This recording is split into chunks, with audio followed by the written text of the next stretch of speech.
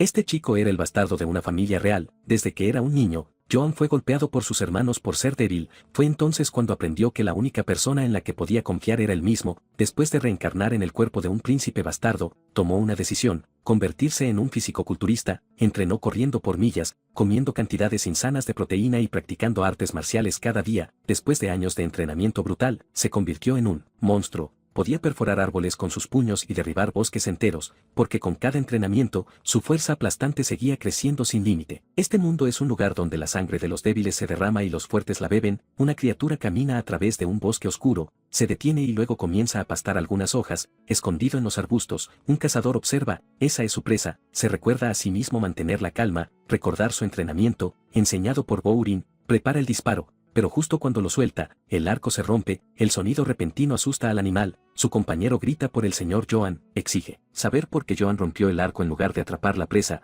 Jan responde que el arco se rompió demasiado fácil, pero el hombre argumenta que lo compró hace solo una semana. Pregunta por qué un noble como Jan insiste en ser un cazador. Sugiere que podría haber aprendido esgrima en su lugar. El joven noble permanece en silencio, explica que la esgrima no paga hasta que te contratan, luego sugiere que sigan adelante, necesita dinero para sobrevivir en este mundo podrido. Su nombre es Joanites, pero antes era Kim Jan, reencarnó en este mundo después de un accidente, aunque renació como noble, es el último en la jerarquía de su familia, tiene 0 posibilidades de heredar algo. De repente, su compañero lo detiene, frente a ellos yace una manada de lobos, su compañero dispara una flecha cerca de una de las bestias, la manada se dispersa por el miedo. Jan observa en silencio. El mundo en el que reencarnó es una era medieval muy realista, encuentran un montón de cuerpos, el joven comenta que incluso la muerte no les concede descanso, su compañero pregunta si podrían ser de su aldea. Jan dice que es difícil saber, pero una cosa es segura, los débiles son solo presas para los fuertes, y para evitar convertirse en presa en esta era, necesita dinero. Cuando llegó a este mundo, esperaba despertar una habilidad increíble, se dio cuenta de que eso no existía aquí, así que, cambió su objetivo. Ese objetivo es dinero. Con dinero,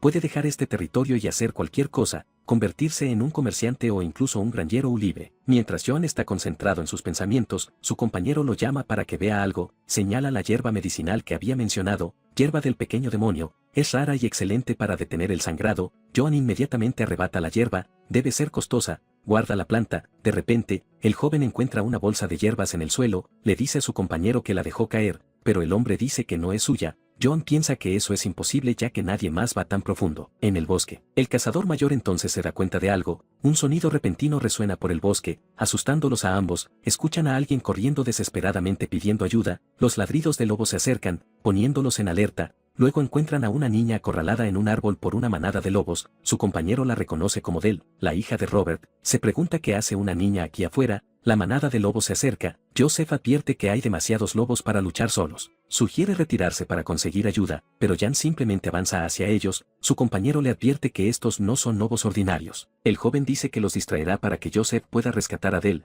Joseph se queda en silencio ante la actitud del noble, no puede creer que Jan se esté ofreciendo como carnada para salvar a una simple plebeya. Jan entonces se da cuenta de que este lugar es una mina de oro, debería haberse apresurado a aprender a cazar, cuenta al menos 10 lobos, calcula que si vende todas las pieles, hará una fortuna, luego grita para que sus preciosas fuentes de dinero lo esperen. El cazador mayor no entiende qué está pasando. Jan desenvaina su espada, su compañero cuestiona qué clase de esgrima desordenada es esa, los animales se apresuran a atacarlo, se mueve rápidamente, uno de los lobos salta sobre él, muerde la hoja de su espada, la espada se rompe después de que el lobo la muerde, el animal retrocede por el impacto, sorprendiendo a Joan. Luego otro lobo ataca desde el costado, rápidamente está rodeado por la manada. Joseph observa la escena, llamando a su señor, grita desesperadamente el nombre del señor Joan. Mientras tanto, en la aldea de Baltrodin, la familia está realizando su inspección territorial, los soldinos se inclinan mientras el séquito pasa, un hombre protege a un niño en sus brazos, Madame Itesites, la concubina, se queja del mal olor del lugar, el primer hijo, Philip,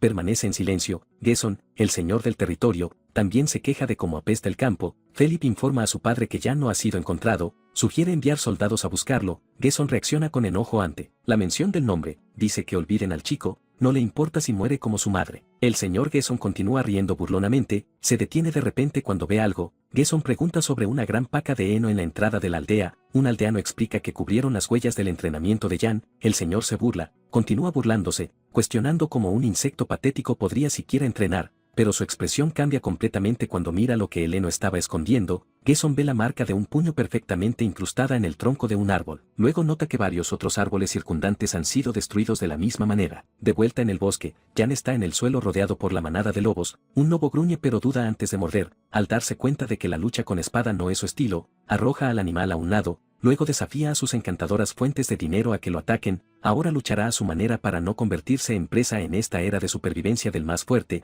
Necesita dinero, y para ganar ese dinero, sabe que debe derrotar a la manada que avanza hacia él. Necesita una fuerza abrumadora, suficiente para trascender las limitaciones humanas, y con una ráfaga de puñetazos, ataca a la manada. Joseph observa la escena paralizado. Los golpes impactan a los lobos directamente, lanza a uno lejos junto con otros, agarra a otra criatura por el cuello y la termina con un golpe preciso. El animal cae sin vida al suelo. Su compañero apenas puede creer esa fuerza. Jan está de pie en medio de los lobos caídos y se pregunta cuánto vale todo esto. Jan no tuvo más remedio que aceptar una dura verdad. La vida en este mundo no era fácil. Sus hermanos de alto rango lo marcaron como un bastardo, ilegítimo sin madre. Lo atormentaban constantemente, golpeándolo cuando les placía y amenazándolo si se atrevía a defenderse. Pronto se dio cuenta de lo despiadado que era este mundo. A nadie le importaría si moría. La única persona con la que podía contar era él mismo, así que se preguntó qué necesitaba para sobrevivir en un mundo medieval. Afortunadamente, tenía una ventaja sobre la gente de esta era, su vida pasada como estudiante moderno. Debido a esto, la mente de Jan albergaba conocimientos que la gente medieval ni siquiera podía imaginar. Decidió usar ese conocimiento, comenzando con la ciencia del ejercicio y el entrenamiento de intervalos de alta intensidad.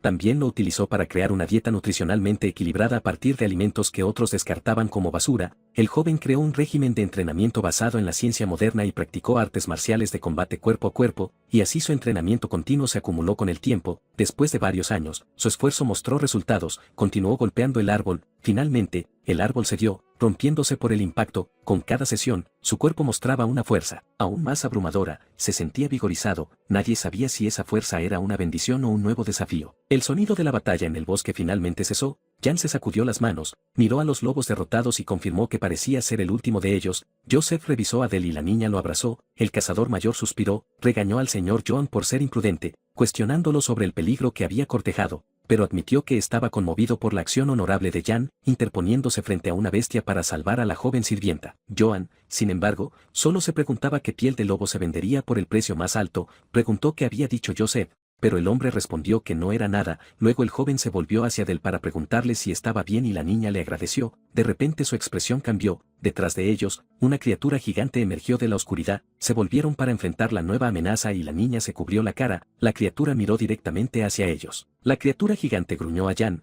Joseph gritó que era un monstruo. Insistió, señor Joan, corra, afirmando que un monstruo de ese tamaño requería un ejército entero para derrotarlo. Jan solo preguntó si la criatura era su líder. Se disculpó por matar a sus subordinados, explicando que las pieles de lobo se vendían a buen precio. La criatura continuó gruñendo. Se dio cuenta de que el monstruo lo veía como presa. Se abalanzó, con la boca abierta para el ataque. Joan dijo que no importaba lo que fuera. Con una roca en la mano, declaró que la piel del monstruo valdría aún más. Golpeó la cabeza de la criatura con la piedra. El monstruo retrocedió por la herida. Joan se quejó de rayar la piel, lamentando que el precio bajaría. La criatura lo miró con furia, desató un aullido que resonó por el bosque. El aullido de la criatura afectó a todos. Inmediatamente se cubrieron los oídos. Jan también reaccionó al sonido penetrante. Se preguntó qué era eso. Se dio cuenta de que su fuerza se estaba drenando. De repente, una feroz batalla estalló en el claro. Jan cayó al suelo, completamente desorientado. Sentándose, trató de entender qué había pasado. Miró alrededor preguntándose dónde estaba el monstruo. Luego se dio cuenta de que la criatura había desaparecido. Vio a Joseph y Del tirados en el suelo. Acercándose a ellos, vio que todos estaban a salvo. Levantó a Joseph sobre su espalda,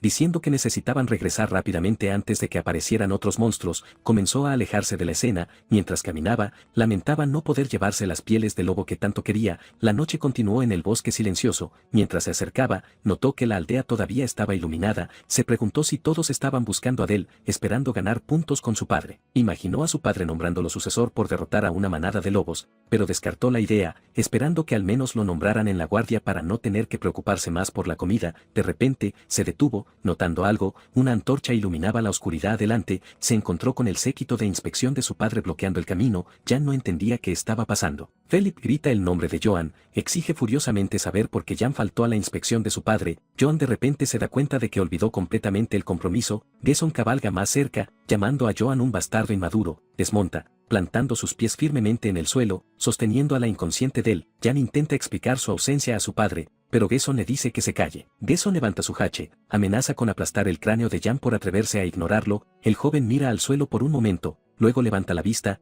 Joan declara que no faltó a la inspección a propósito, estaba salvando gente en el bosque. Un hombre de la multitud se apresura hacia adelante, reconociendo a la pequeña Del, abraza a la niña, agradecido de que esté a salvo, diciendo que la buscó por todas partes. El hombre sigue abrazando a Del, repitiendo lo feliz que está de haberla encontrado. Jan señala y explica que la niña estaba rodeada de lobos en el bosque y luchó para derrotarlos. Ante los Oldinows, concluye que aunque faltó a la inspección, cumplió con su deber como hijo de una casa de caballeros, hace una reverencia de disculpa, prometiendo continuar haciendo su mejor esfuerzo por la seguridad de la propiedad.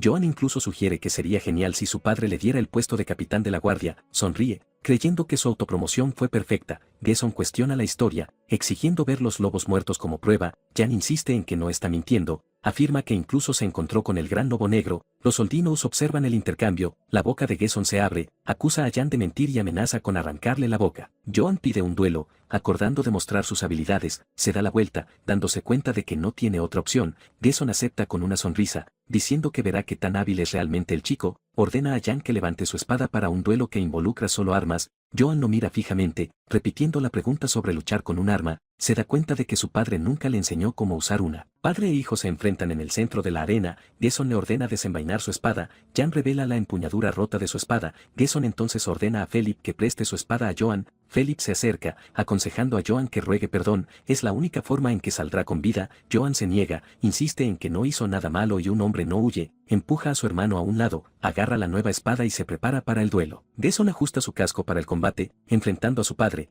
Jan se concentra, determinado a demostrar su valía, carga hacia el ataque. Gesson observa con los ojos muy abiertos. Joan se mueve con fuerza abrumadora, su espada golpea el hache de Gesson de frente, la hoja se hace añicos por el impacto, un fragmento sale volando, golpeando a Joan en la cabeza. Gesson retrocede, todavía agarrando su arma, mira a su hijo con los dientes apretados. Gesson avanza con el hache, llamando a Jan un parásito. Joan se inclina hacia atrás por la fuerza del golpe. Philip declara que Jan insultó al señor. Un aldeano comenta que Gesson realmente pretende matarlo. Gesson ataca de nuevo, gritando que nunca le enseñó esgrima a Joan porque es inútil, presiona el ataque, afirmando que Jan nunca lo superará. Gesson grita que la propiedad es suya y que nadie, ni siquiera el emperador, puede quitársela. Joan lo mira mientras la sangre corre por su rostro, la sangre de la herida en la frente gotea en sus ojos. Philip grita el nombre de Joan. Gesson golpea con el costado del mango del hache hacia el rostro de Joan. La multitud observa. Jan bloquea el golpe con la empuñadura de su espada que comienza a agrietarse bajo la fuerza. La empuñadura se hace pedazos. Mira a su padre y admite la derrota.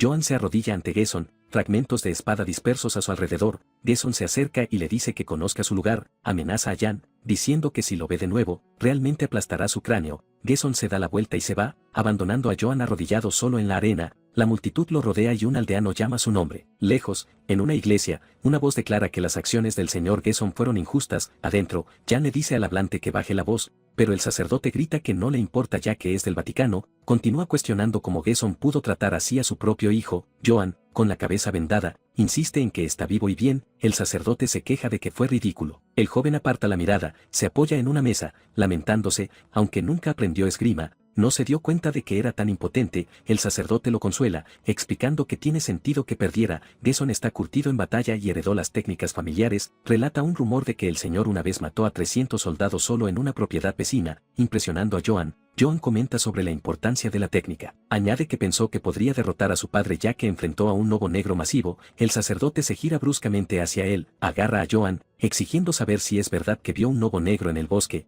Joan confirma la historia, añadiendo que Joseph y Del también lo vieron. El sacerdote reacciona con alarma. Joan pregunta cuál es el problema con el lobo. El sacerdote se da la vuelta, sacando un libro de un estanta, lo abre frente a Jan. El sacerdote explica que los lobos negros han sido considerados tabú durante mucho tiempo, un presagio de muerte. Las historias antiguas dicen que traen muerte y derramamiento de sangre. Joan dice que no cree eso pero supone que el lobo podría haber presagiado su duelo con su padre. El sacerdote le asegura que no se preocupe, son solo viejos cuentos. Sugiere que quizás Dios está ayudando a Jan porque porque es una buena persona, el sacerdote concluye que Joan es alguien que pone a los demás antes que a sí mismo, haciendo sonreír a Jan. Joan cuestiona esto, la escena se aleja hacia una vista nocturna de la propiedad, la narrativa se desplaza hacia la baronía de Bridge cerca de las tierras de su territorio, gritos de ayuda y súplicas de misericordia resuenan por la noche. Una mujer agarrando a un niño ruega por su vida, ambos son vistos en sus momentos finales, un rastro de sangre se extiende por la oscuridad, una mano cae sin vida sobre la tierra, un soldado pregunta por qué intentan correr, otro responde que morirán de todos modos, notando la crueldad de todo, un tercer soldado cuestiona la orden de matar a todos y quemar los cuerpos, luego decide que no le importa,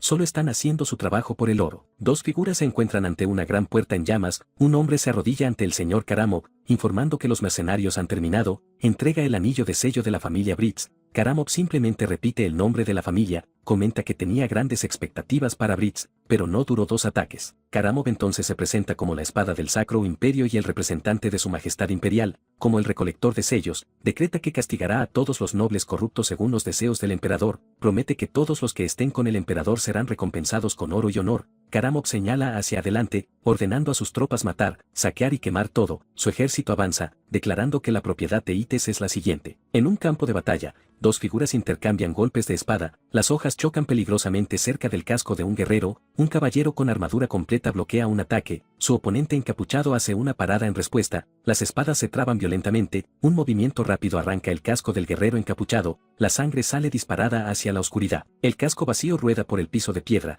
revelando el rostro ensangrentado del hombre, sus ojos se abren de repente, Joan se incorpora en la cama jadeando, está solo en su habitación, con la mano en la cara, se pregunta si fue solo un sueño, luego cae en la cuenta, ha tenido la misma pesadilla durante días, desde que vio a ese lobo negro, recuerda la vieja advertencia, el lobo es un antiguo presagio de desgracia. Su mera existencia era una mala señal, una que esparcía sangre y traía muerte, recuerda que los sacerdotes incluso lo llamaban el signo de la muerte, pero Jan descarta el pensamiento, es solo una leyenda, se dice a sí mismo, no lastimó al lobo, luego regresa el recuerdo de encontrarse con la criatura en el bosque, le arrojó una roca bastante grande, sacudiendo estos pensamientos inútiles, decide ir a entrenar. Al atardecer, Jan está entrenando solo en una colina, una voz lo llama mocoso inútil, se da la vuelta, dos hombres se acercan, recordándole la advertencia de su padre de mantener un perfil bajo, lo provocan, burlándose, preguntando si cortar madera todo el día realmente lo hace más fuerte, la burla continúa, romper troncos es un truco barato para alguien como él. Dicen que uno se burla de su sueño de unirse a la guardia, insistiendo en que su padre nunca nombraría basura como él, termina diciendo que su padre solo lo usaría para romperle el cráneo y dárselo de comer a los cerdos, con un solo puñetazo, Jan destruye completamente el tronco de madera frente a él, los dos hombres miran fijamente, con los ojos muy abiertos, las bocas abiertas. Se vuelve hacia el tocón de árbol astillado, luego hacia los hombres, los invita a acercarse y repetir lo que acaban de decir, se niegan y huyen, gritando que le dirán todo a su padre, los observa irse, murmurando que son idiotas patéticos por no preocuparse por sus propios futuros, decidiendo ignorarlos, regresa a su entrenamiento. Otra voz confirma que lo que dijeron es cierto, Philip se acerca, informando a Jan que su padre no tiene intención de nombrarlo en ningún puesto, Joan responde que lo sospechaba, considerando que no ha sido asesinado todavía, podría ser peor, Philip pregunta si está decepcionado, pero Jan simplemente dice que tendrá que encontrar otra forma de ganarse la vida. Luego Philip revela la verdad, su padre le tiene miedo. Jan detiene su puñetazo en el aire, el joven se vuelve para enfrentar a su hermano, Philip explica que la fuerza innegable de Jan es una amenaza para su padre quiere hijos obedientes como Philip,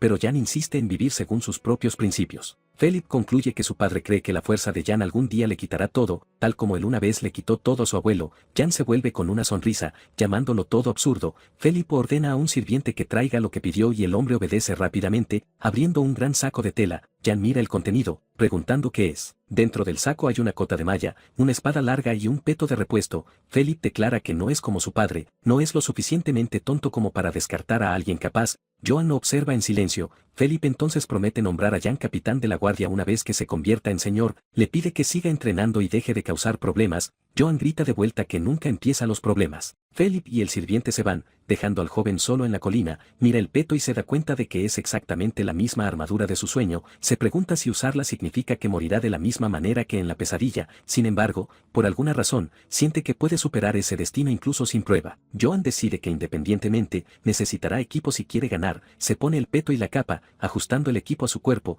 una risa resuena en la distancia mientras el sol se pone, en una taberna, un hombre insiste en que está diciendo la verdad, pero otro lo acusa de inventar cosas. El primer hombre relata cómo el señor Jan mató lobos y desenvainó su espada solo para salvar a Del y Joseph. llamándolo un verdadero modelo de caballero. Dos hombres están de acuerdo en que Jan es mucho más noble que el señor Gesson, mientras una figura encapuchada escucha cerca. Otro aldeano añade que Jan debería haberle cortado la cabeza a Gesson ese día. Joseph llega al bar y anuncia que las bebidas corren por su cuenta. La figura encapuchada pregunta por qué. Joseph levanta su jarra, proponiendo un brindis al señor Joan por salvar a su hija.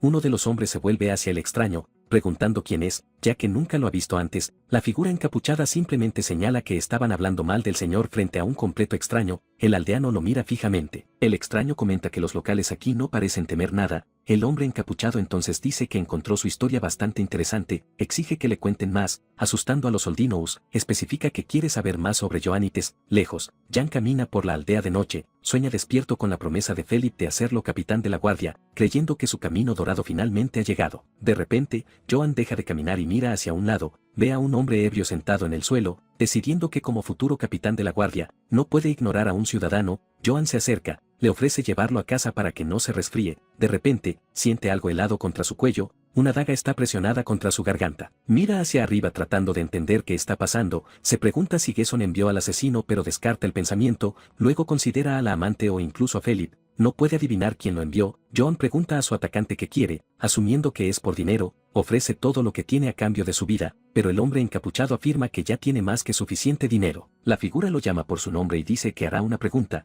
le advierte, si la respuesta no le agrada, su garganta será cortada allí mismo. Joan está impactado por la condición, dándose cuenta de que una respuesta incorrecta significa muerte, se compone, determinado a dar la respuesta perfecta para sobrevivir. El hombre anuncia que comienza el interrogatorio. Jan se prepara. El hombre encapuchado comenta sobre el físico de Jan y pregunta si realmente es hijo de Gesson. Jan se sorprende por la pregunta, dados los riesgos de vida o muerte, rechina los dientes, sin saber cómo responder. Finalmente, Jan dice que a veces un león puede nacer del linaje de un cerdo. La figura encapuchada permanece en silencio. Joan se pregunta si dio la respuesta equivocada. La capucha del hombre se mueve ligeramente, de repente, explota en carcajadas, afirma que la respuesta le agradó, pero rechaza la petición de Joan de ser liberado. La figura declara que Joanites ahora le pertenece. Jan no puede entender qué significa eso. Ese hombre es Kagel, el asesino más grande del imperio y el maestro del veneno del gremio Nasos. Perfeccionó su esgrima a través de innumerables asesinatos, llegando a ser conocido como la serpiente venenosa. Pero Kagel tenía un problema. No podía encontrar un sucesor para heredar su técnica, buscó por todas partes, pero solo encontró gente incapaz de sucederlo. Algunos mostraron potencial, pero finalmente fueron derrotados. Uno se negó a aprender las habilidades de un asesino, prefiriendo la muerte antes que manchar su honor. Kagel le concedió su deseo. Más de 30 herederos de familias de caballeros murieron a sus manos. Impaciente, visitó a la bruja del imperio. Una voz lo llama la serpiente venenosa, el que concede muertes pacíficas a todos. La bruja revela que el discípulo que busca reside en el castillo de Ites, uno de los hijos de ese señor. Kagel cuestiona si su sucesor podría estar realmente en un lugar tan olvidado. La bruja ofrece devolverle su dinero si la profecía falla. Acepta el trato, decidiendo confiar en ella. Kagel quería creer que había desperdiciado demasiados años y se estaba quedando sin tiempo. Sin embargo, la duda lo acompañaba mientras entraba en la propiedad de Ites, mirando el castillo. Decidió que mataría al chico si no le gustaba. De vuelta al presente, Kagel se presenta como el maestro del gremio Nasos y dice que Jan se convertirá en su sucesor. Le da una elección, morir por su espada o aprender su esgrima. Esos son los únicos caminos. Joan se queda sin palabras ante la propuesta. Luego Joan grita, preguntando cuánto necesita pagar para aprender. Kagel responde que no está cobrando dinero, sorprendiendo a Joan. Se da cuenta de que un maestro de gremio con habilidad increíble le enseñará gratis. Joan agarra a Kagel, diciendo que ha esperado toda su vida por alguien como él, pero Kagel le recuerda que su esgrima es la de un asesino. Advierte que solo aprender la técnica lo marcará como una desgracia para cualquier familia de caballeros. Jan grita que no le importa el honor o la vergüenza y ruega que le enseñen. Kagel acepta, notando que este tipo de mocoso es el primero para él. Joan se dirige a él como maestro, luego pregunta si recibirá una asignación ya que Kagel mencionó tener mucho dinero. Kagel lo mira fijamente, concluyendo que el mocoso es verdaderamente increíble. La escena se desplaza al castillo de Ites. Gesson, montado en su caballo, anuncia que la inspección ha terminado y que estará fuera por un tiempo. Philip se despide y promete cuidar el castillo. Madame Ites entonces declara que no importa cuánto luche, ese castillo será suyo. Philip la llama tonta y afirma que él será el próximo señor del castillo. Gesson se da la vuelta diciendo que está harto de ambos y que pueden hacer lo que quieran. Dentro del castillo, Philip informa a su padre que Joan no ha regresado todavía y pregunta qué deberían hacer. Philip mira a su padre, pero Gesson le ordena no perder tiempo con ese mocoso. su muerte no es asunto de ellos. Philip se disculpa con su padre. Se da la vuelta preguntándose dónde está Joan y qué está haciendo. Mientras tanto, en el bosque cerca del castillo, Kagel dice que verificará las habilidades de Jan. Joan pide prestada una espada, explicando que las rompe frecuentemente. Kagel le entrega una. Kagel lo observa, encontrando al chico imprudente y no le gusta nada de él. Desenvaina su propia espada, considera matarlo allí mismo y pregunta si está listo. Joan responde que sí. Con la espada en la mano, maestro y aprendiz se enfrentan en el bosque. Kagel cuestiona la postura de Jan y decide que él también debe morir. Joan pregunta si necesita usar esgrima o si puede luchar como quiera. Kagel le dice que haga como prefiera. Kagel lo autoriza a luchar con cualquier cosa, puños, piedras o espadas. Jan agarra la espada con fuerza, desata un poder abrumador. Kagel lo observa en medio de fragmentos rompiéndose en el aire. En ese momento, finalmente entendió. Todas sus dudas eran completamente infundadas. Los ojos de Kagel se abren ante la revelación. Ese chico era monstruosamente fuerte. Jan carga con un puñetazo que crea una inmensa presión de aire, sorprendiendo a Kagel. Kagel se da cuenta de que si ese puñetazo aterriza, sus pulmones y músculos serán aplastados. Es como si no estuviera luchando contra un humano, sino contra un león. Más tarde, la mano de Kagel descansa sobre la empuñadura de su arma. La escena muestra una lucha intensa donde su maestro se mueve de manera impredecible. Joan cuestiona su patrón de movimiento, sin saber si el ataque vendrá desde arriba o desde abajo. Luego, la espada del maestro lo golpea directamente en la cara, es derribado al suelo por el impacto. Su maestro retrocede unos pasos, observándolo tirado allí. Comenta que lo golpeó con el lado plano de la espada. Sin embargo, Joan no se desmayó. Lo llama ridículo. El maestro afirma que si hubiera nacido hace 1000 años, habría sido llamado un héroe legendario. Joan le agradece, pero Kagel interrumpe para decir que hay una debilidad crítica. A este ritmo, morirá sin importar qué. Tirado, Jan pregunta qué quiere decir con eso. El maestro explica que Jan no puede controlar su fuerza y que eso lo matará. Joan replica que no es como si se estuviera atacando a sí mismo. Kagel se prepara para el siguiente movimiento, lo desafía a atacar de nuevo si está tan seguro. Propone que si Jan puede romper su espada en lugar de la suya, le dará oro. El joven carga, gritándole que mantenga su promesa, golpea con toda su fuerza. Las dos hojas chocan con gran impacto, pero la espada de Jan se hace añicos, la fuerza del retroceso lo empuja hacia atrás. Joan se da cuenta de que la situación es exactamente como la pelea contra su padre. Su maestro pregunta si entiende ahora, afirmando que perdió contra su propia fuerza. Le advierte que aprenda a controlar su poder o morirá. Joan quita un fragmento de su ropa y pregunta si lo arrojó ahí a propósito. Jan afirma que entiende ahora, aprenderá a controlar su fuerza para sobrevivir, porque es el futuro capitán de la Guardia de Ites. Su maestro explica que si sabe cómo contener su poder, algo así es posible. Luego Kagel ataca usando la vaina de la espada para demostrar. La vaina corta su armadura con facilidad. Jan está perplejo, dándose cuenta de que su armadura fue cortada por solo una vaina. El maestro pregunta si vio, explicando que con control, es posible cortar cualquier cosa incluso sin una espada. Dice que no puede imaginar lo poderoso que Jan se volverá una vez que aprenda a controlar su poder. Joan escucha atentamente. Kagel declara que el entrenamiento comenzará, advirtiendo que será difícil e incluso podría morir. Pregunta si el joven está listo. Con una sonrisa, Joan grita que sí. La escena se desplaza a una aldea con un castillo en la distancia. Joan camina por las calles de la aldea. Después de un tiempo, aparece con el rostro magullado. Reflexiona que finalmente está aprendiendo a contenerse, pero se pregunta cuándo aprenderá esgrima real. Joan se vuelve ante un ruido, preguntándose qué es. Ve a un grupo de soldados y cuestiona si son elfos que se acercan. Pregunta quiénes son, pero uno le ordena que abandone inmediatamente un área restringida. Joan señala al elfo, preguntando quién es él para dar órdenes. El soldado pregunta quién cree Jan que es. Se presenta como un miembro de los lobos de Akitin, los mercenarios de élite del imperio. El joven se emociona al escuchar que son mercenarios y pregunta sobre la paga. Dos responden, reciben 2 monedas de oro por un solo trabajo, un valor incomparable con el salario de un capitán de guardia. Un elfo comenta que la habilidad es lo que importa y Jan está de acuerdo.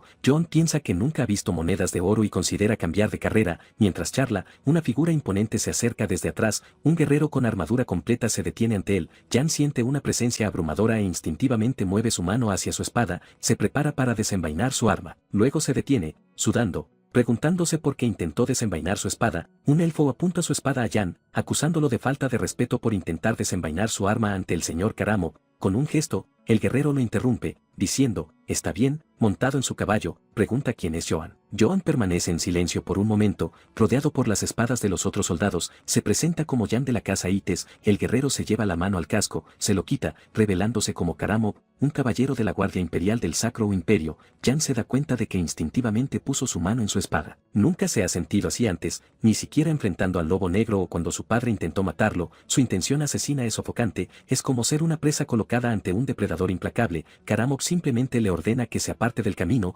permanece paralizado bajo la presión, finalmente, logra moverse a un lado. Los elfos comentan sobre lo asustado que se ve Jan, mientras se van, uno le advierte que tenga cuidado la próxima vez, si es que hay una próxima vez, en una noche de entrenamiento. Jane pregunta al señor Karamov si está bien dejarlo ahí. Karamov responde que no quiere causar problemas en un día como este, añade, todavía no. Mientras Jan observa al grupo entrar por la puerta solo, se pregunta por qué un caballero del emperador estaría ahí. Un hombre corre. Al escuchar que el señor Karamov ha llegado, Felipe Ites corre por los pasillos, porque vendría una figura tan importante aquí. Sin aliento, se presenta como el próximo señor Ites y pregunta por qué visitó. Madame Ites interrumpe, alaba a Karamov y presenta a su hijo John como el verdadero futuro señor. Continúa diciendo que si hubiera sabido de su existencia, se habría casado más tarde. Lo invita al castillo. Karamov la ignora y sigue caminando. La madame lo llama sin respuesta, deja su casco a un lado. Sentado en un trono, Karamov pregunta dónde está Gesson. La familia Ites observa desde abajo. Philip lo regaña. Es inapropiado dirigirse al señor Gesson de esa manera, pero Madame Ites argumenta, como el mejor caballero del imperio,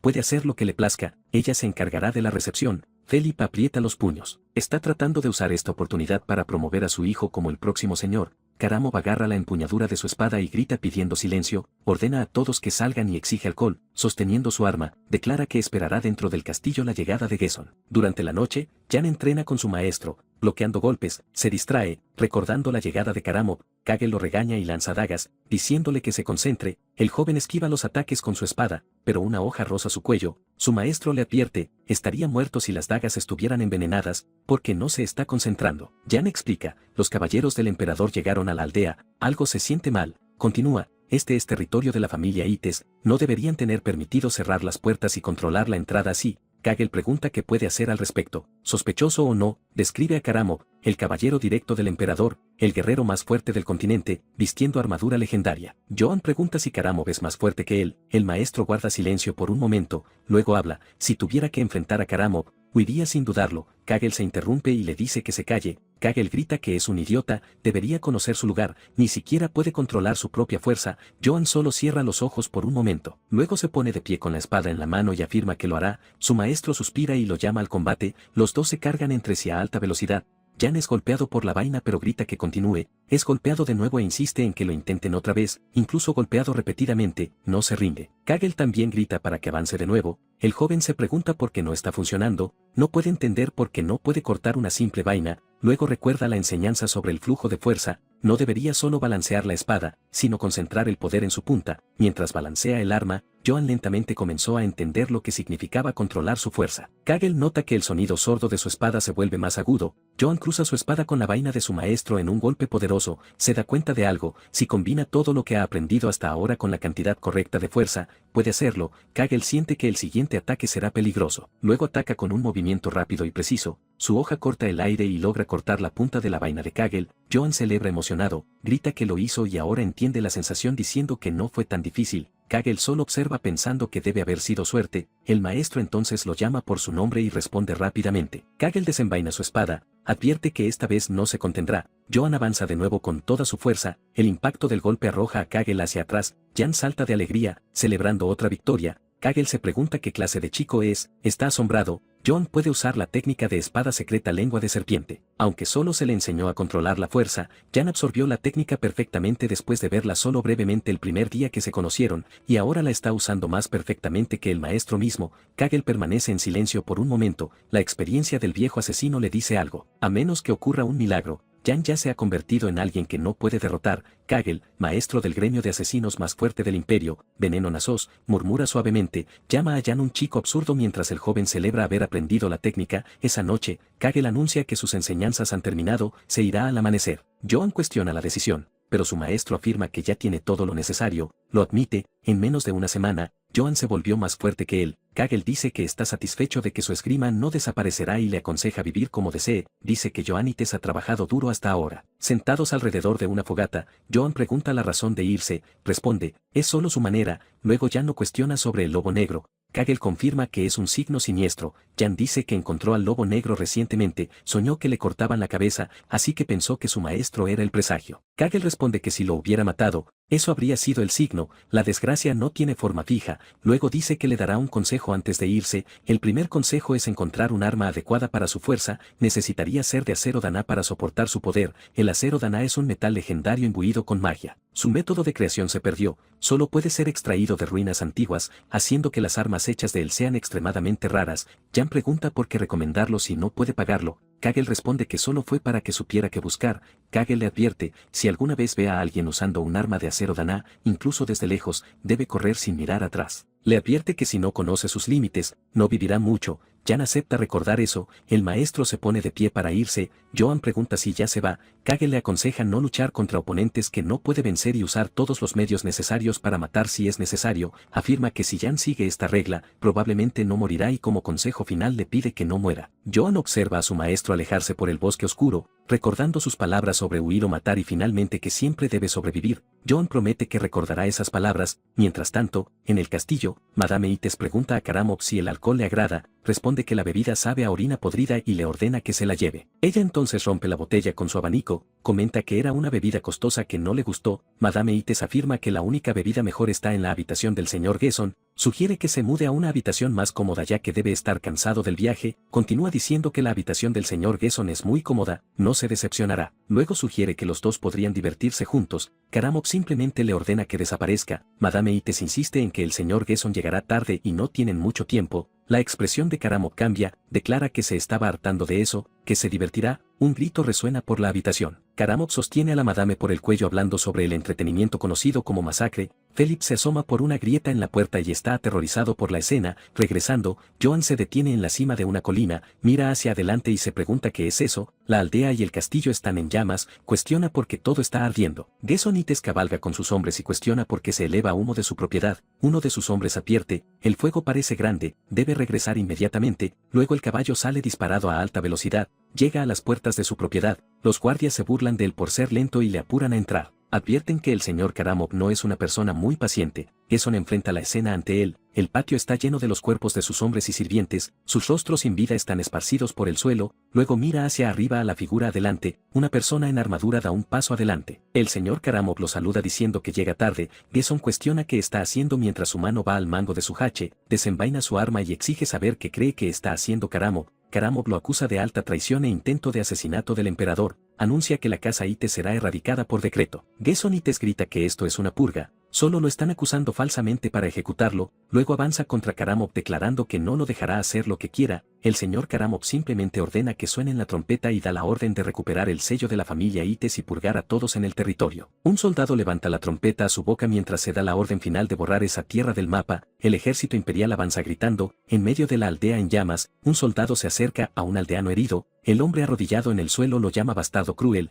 luego el soldado pregunta si es tan difícil decir dónde se esconde el hijo del cerdo. Decide enviarlo con su dios, pero en el momento en que ataca, Joan Ites aparece para bloquear el golpe, el joven corta al soldado con su espada, el aldeano observa la sangre salpicar, levanta la vista y reconoce a su salvador como el señor Joan. Joan lo ayuda a levantarse y pregunta qué está pasando. El hombre responde que las tropas imperiales están matando a cada aldeano que ven, el padre Valberg entonces añade que es posible que el señor Gesson ya haya sido asesinado también, Joan Ites recibe la noticia sobre su padre, el padre Valberg añade que están quemando toda la aldea para exterminar todo, el joven se da cuenta de que debe regresar al castillo, luego escucha una voz familiar cerca, se da la vuelta y camina hacia el sonido mientras Valberg lo llama, Joan encuentra a la pequeña Del en el piso y pregunta si es ella, le dice a la niña que está a salvo ahora y la llama cerca, de repente, percibe un peligro inminente, Del señala detrás de él, tartamudeando que su padre fue golpeado. Jan se da la vuelta para mirar, el padre que una vez protegió y sonrió a su hija ahora está caído en el suelo, sin vida, Joan ve los cuerpos de más soldados a su alrededor,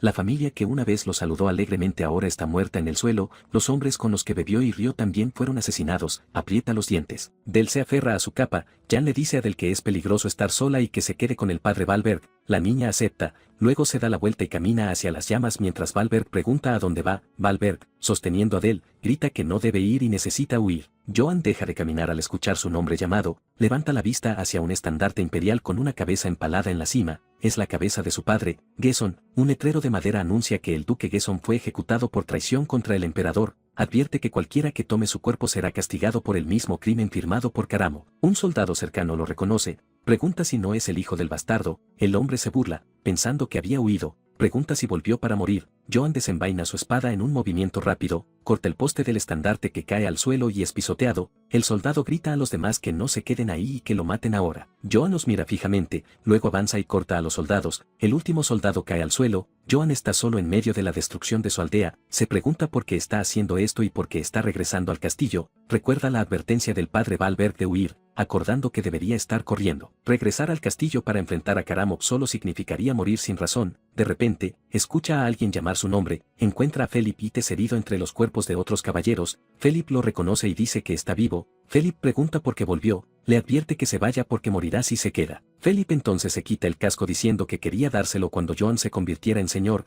Joan sostiene el casco en sus manos, aprieta los dientes, un recuerdo de su maestro instruyéndolo para entender la diferencia en el nivel de habilidad viene a la mente. También le aconsejó correr si se ponía peligroso. Incluso con la advertencia de que el oponente era un caballero del emperador, Jan decide, recuerda las palabras de su maestro, si debes luchar, debes matar. Jan se pone el casco, afirmando, el momento es ahora, luego se pone de pie. El joven entra por las puertas del castillo, enfrenta a un grupo de soldados imperiales. Los soldados se preguntan cómo entró y dónde están los guardias. Joan aprieta su puño y llama a Karamov, avanza contra los hombres, gritando para que el bastardo salga. El joven pisa firmemente el piso de piedra, se queda quieto con su armadura completa, la sangre gotea de su espada. El señor Karamov finalmente aparece, comentando que el hijo fugitivo sobrevivió, lo reconoce como Joanites, el hombre que estaba frente al castillo antes. Joan afirma que no está de humor para intercambiar nombres. Jan solo le dice a Karamov que piense en él como un hombre muy enojado. Karamov le dice a Joan que debería haber seguido corriendo para vivir, adivinando que no le importa su propia vida. Karamov entonces acepta el enfrentamiento inminente, con su espada en la mano, desafía a Jan a atacar si quiere morir.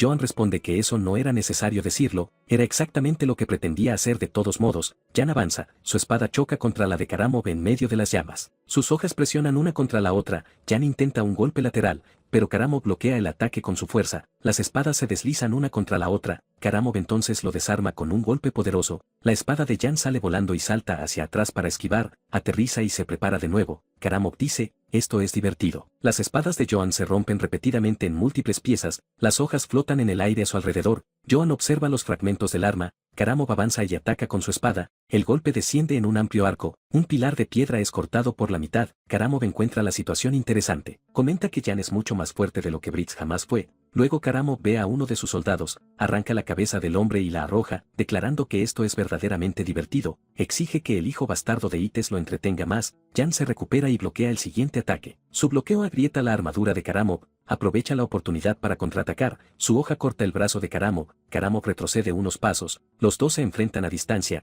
Karamov mira su brazo, cuestionando cómo Jan logró cortar su armadura de acero daná. Karamov observa el daño en su guantelete. Joan aprieta el agarre de la empuñadura de su espada. Karamov considera imposible que un humano dañe el acero daná y cuestiona su identidad. Luego el joven levanta su espada de nuevo para atacar. Las hojas chocan fuertemente. Karamov está sorprendido por su fuerza, pero Jan continúa su ataque con un golpe descendente. Karamov bloquea el ataque con su espada, presiona con otro golpe poderoso. Karamov lo juzga un bruto con fuerza que solo balancea la espada sin técnica, se prepara para un contraataque, desvía el golpe de Jan hacia un lado, luego Karamov avanza con una estecade. Joan esquiva bruscamente, confirmando que no puede defenderse del ataque simple. Karamov se da cuenta de que Joan lucha solo por instinto sin técnica y se pregunta si Gesson nunca le enseñó a pelear. Lo considera un oponente peligroso y decide que necesita terminar la pelea rápidamente. Karamov se prepara para el siguiente golpe amplio de Jan. Karamov para el golpe de Jan, pero la hoja se clava profundamente contra la suya. Con ambas manos, Joan empuja la espada hacia adelante, pero Karamov logra desviar el golpe. El joven lo desafía a atacar, afirmando que la cabeza de Karamov rodará. Karamov entonces percibe algo inesperado en el movimiento de Jan.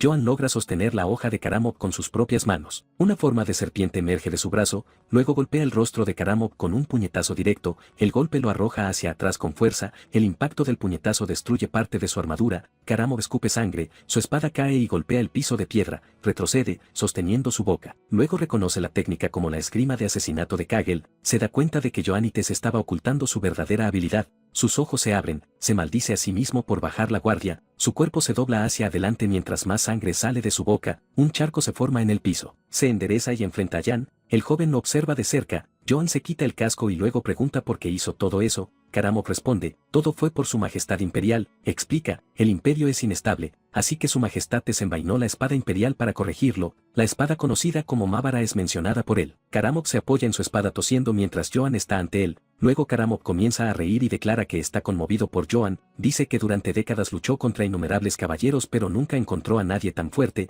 Karamov lo invita a ir con él al imperio. Afirma que su majestad necesita talento fuerte como él ahora, promete el oro infinito del imperio, la gloria y vastas tierras fértiles. El emperador mismo lo nombrará un caballero imperial, lo anima a convertirse en la espada del emperador. Joan permanece en silencio ante la oferta de oro infinito, aparta su rostro, levanta la vista y dice que esa fue la vida que soñó algún día, pero ahora no siente nada, luego simplemente rechaza. Karamov cuestiona lo que dijo, ya no confronta por matar a su familia y también a sirvientes inocentes que no hicieron nada malo. Karamov repite la palabra sirvientes, luego cuestiona si está rechazando su oferta por los sirvientes, rechina los dientes. Luego Karamov grita preguntando a quién le importan sus muertes y los llama insectos. Karamov declara que los fuertes beben la sangre de los débiles y que esa es la ley del mundo. Jan permanece en silencio ante sus palabras, aprieta su puño y se disculpa con su maestro diciendo que no puede controlar su fuerza. El joven entonces avanza y golpea su rostro con un puñetazo, el impacto del golpe golpea la cabeza de Karamov. Joan mantiene su puño apretado, ataca de nuevo, gritando sobre que es por el emperador.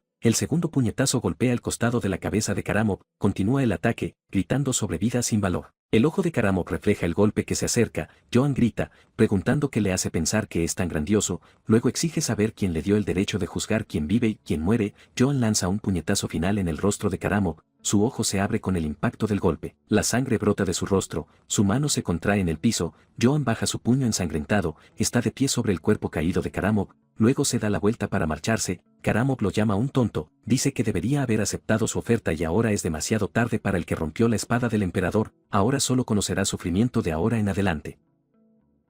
Jan lo mira mientras el dedo de Karamov cae sin vida, su cuerpo luego se disuelve. Joan reflexiona que para sobrevivir en un mundo que acepta la muerte, todo lo que pensaba era en dinero, pero ahora aprieta su puño. Todos en el territorio fueron masacrados y su familia y vecinos fueron asesinados y quemados. Incluso si el mundo entero se convierte en su enemigo, camina entre los cuerpos porque solo hizo lo que había que hacer, nunca se arrepentirá de lo que hizo, sin importar lo que digan, porque esta es ahora la forma en que vive. Las puertas de la fortaleza gimen abiertas bajo el cielo nocturno, un guardia despeja el camino. Jane y su séquito de elfos entran al patio, se vuelve hacia un soldado herido, preguntando una última vez si su informe es verdad. El soldado jura que no hay mentira en sus palabras, rogándole que le crea. Relata cómo el hombre irrumpió en el área y golpeó a cada soldado, luego con sus propias manos tomó la cabeza del señor Karamov. El soldado concluye que esa fue la última vez que vieron al señor Karamov.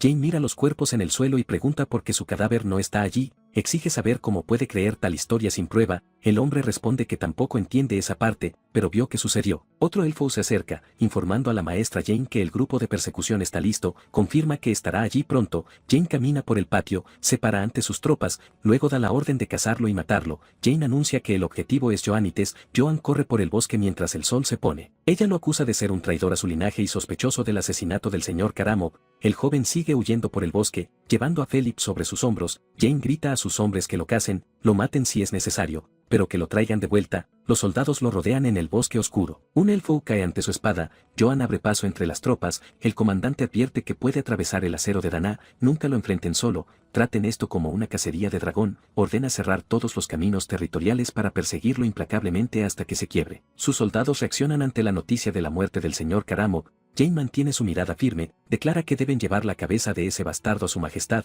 Un recuerdo de un Philip herido surge, diciéndole que escuche con atención. Le instruye ir a su establo, tomar un corcel de guerra y huir, insistiendo en que debe sobrevivir a toda costa. Todavía cargando a Philip, Jan llega al establo, exhausto, pensando que era el final. Mira sobre su hombro, jadeando. Ocultar el cuerpo de Karamov no causó el caos esperado. El grupo de persecución se movió más rápido de lo que anticipó. Decide seguir llevando a Philip usando la armadura como escudo hasta que los pierda completamente. Lucha por ponerse de pie y se prepara para seguir. Abre la puerta del establo. Adentro, reconoce el corcel de guerra de Gesson. Jan agradece a su hermano, acaricia al caballo, diciendo que con su ayuda, podría descansar un poco. Decide nombrar al animal. El caballo lo mira fijamente, lo nombra Philip. Un soldado elfo grita que vio el brillo del acero de Donna y ordena buscar el área. Afirma que el bastardo definitivamente está cerca. Un guardia afirma haber escuchado cascos de caballo. Joan irrumpe por el bosque a caballo, sorprendiendo a los soldados. Se aferra al cuerpo en sus brazos mientras carga. Un soldado identifica a Joanites y grita que está escapando a caballo. Cabalga rápidamente hacia la oscuridad del bosque. El comandante elfo ordena a sus hombres que lo derriben.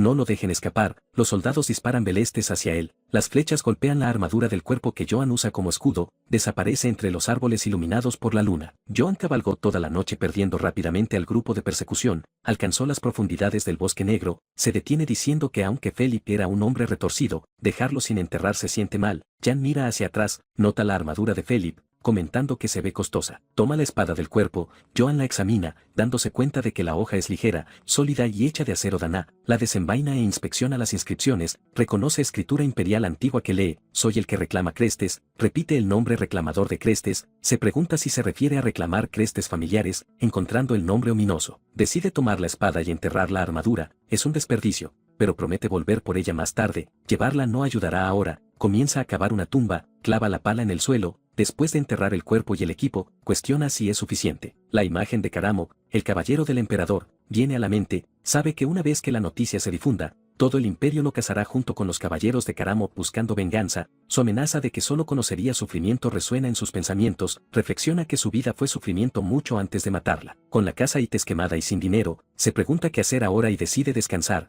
De repente, escucha un gruñido desde la oscuridad y se da la vuelta, un lobo negro gigante aparece ante Joan Ites, enfrenta a la criatura, el joven está exhausto, lamentando la llegada del animal cuando está completamente agotado. Sabe que no tiene oportunidad en esta condición, apenas puede sostener su espada, su única esperanza es llegar al caballo y escapar, pero una voz cerca grita que encontraron su caballo, los soldados capturan el corcel de guerra, afirmando que debe estar cerca. Jan reconoce a los lobos de Aquitón y se da cuenta de que lo alcanzaron. Un elfo señala hacia él, diciendo que escuchó algo desde esa dirección. El grupo de persecución apunta belestes hacia la oscuridad, está acorralado, un monstruo al frente, los perseguidores detrás, sin ningún lugar para correr, se pregunta si este es el final, luego el lobo salta sobre él, ataca a los soldados elfos desde atrás, el lobo negro masacra a los elfos, un soldado grita pidiendo ayuda mientras la criatura lo ataca, Joan observa, preguntándose por qué el monstruo lo pasó de largo, se da cuenta de que el animal está despejando un camino, esta es su oportunidad. Sabiendo que morirá si no se mueve, se prepara para correr, aprieta los dientes y carga, el joven corre hacia su caballo,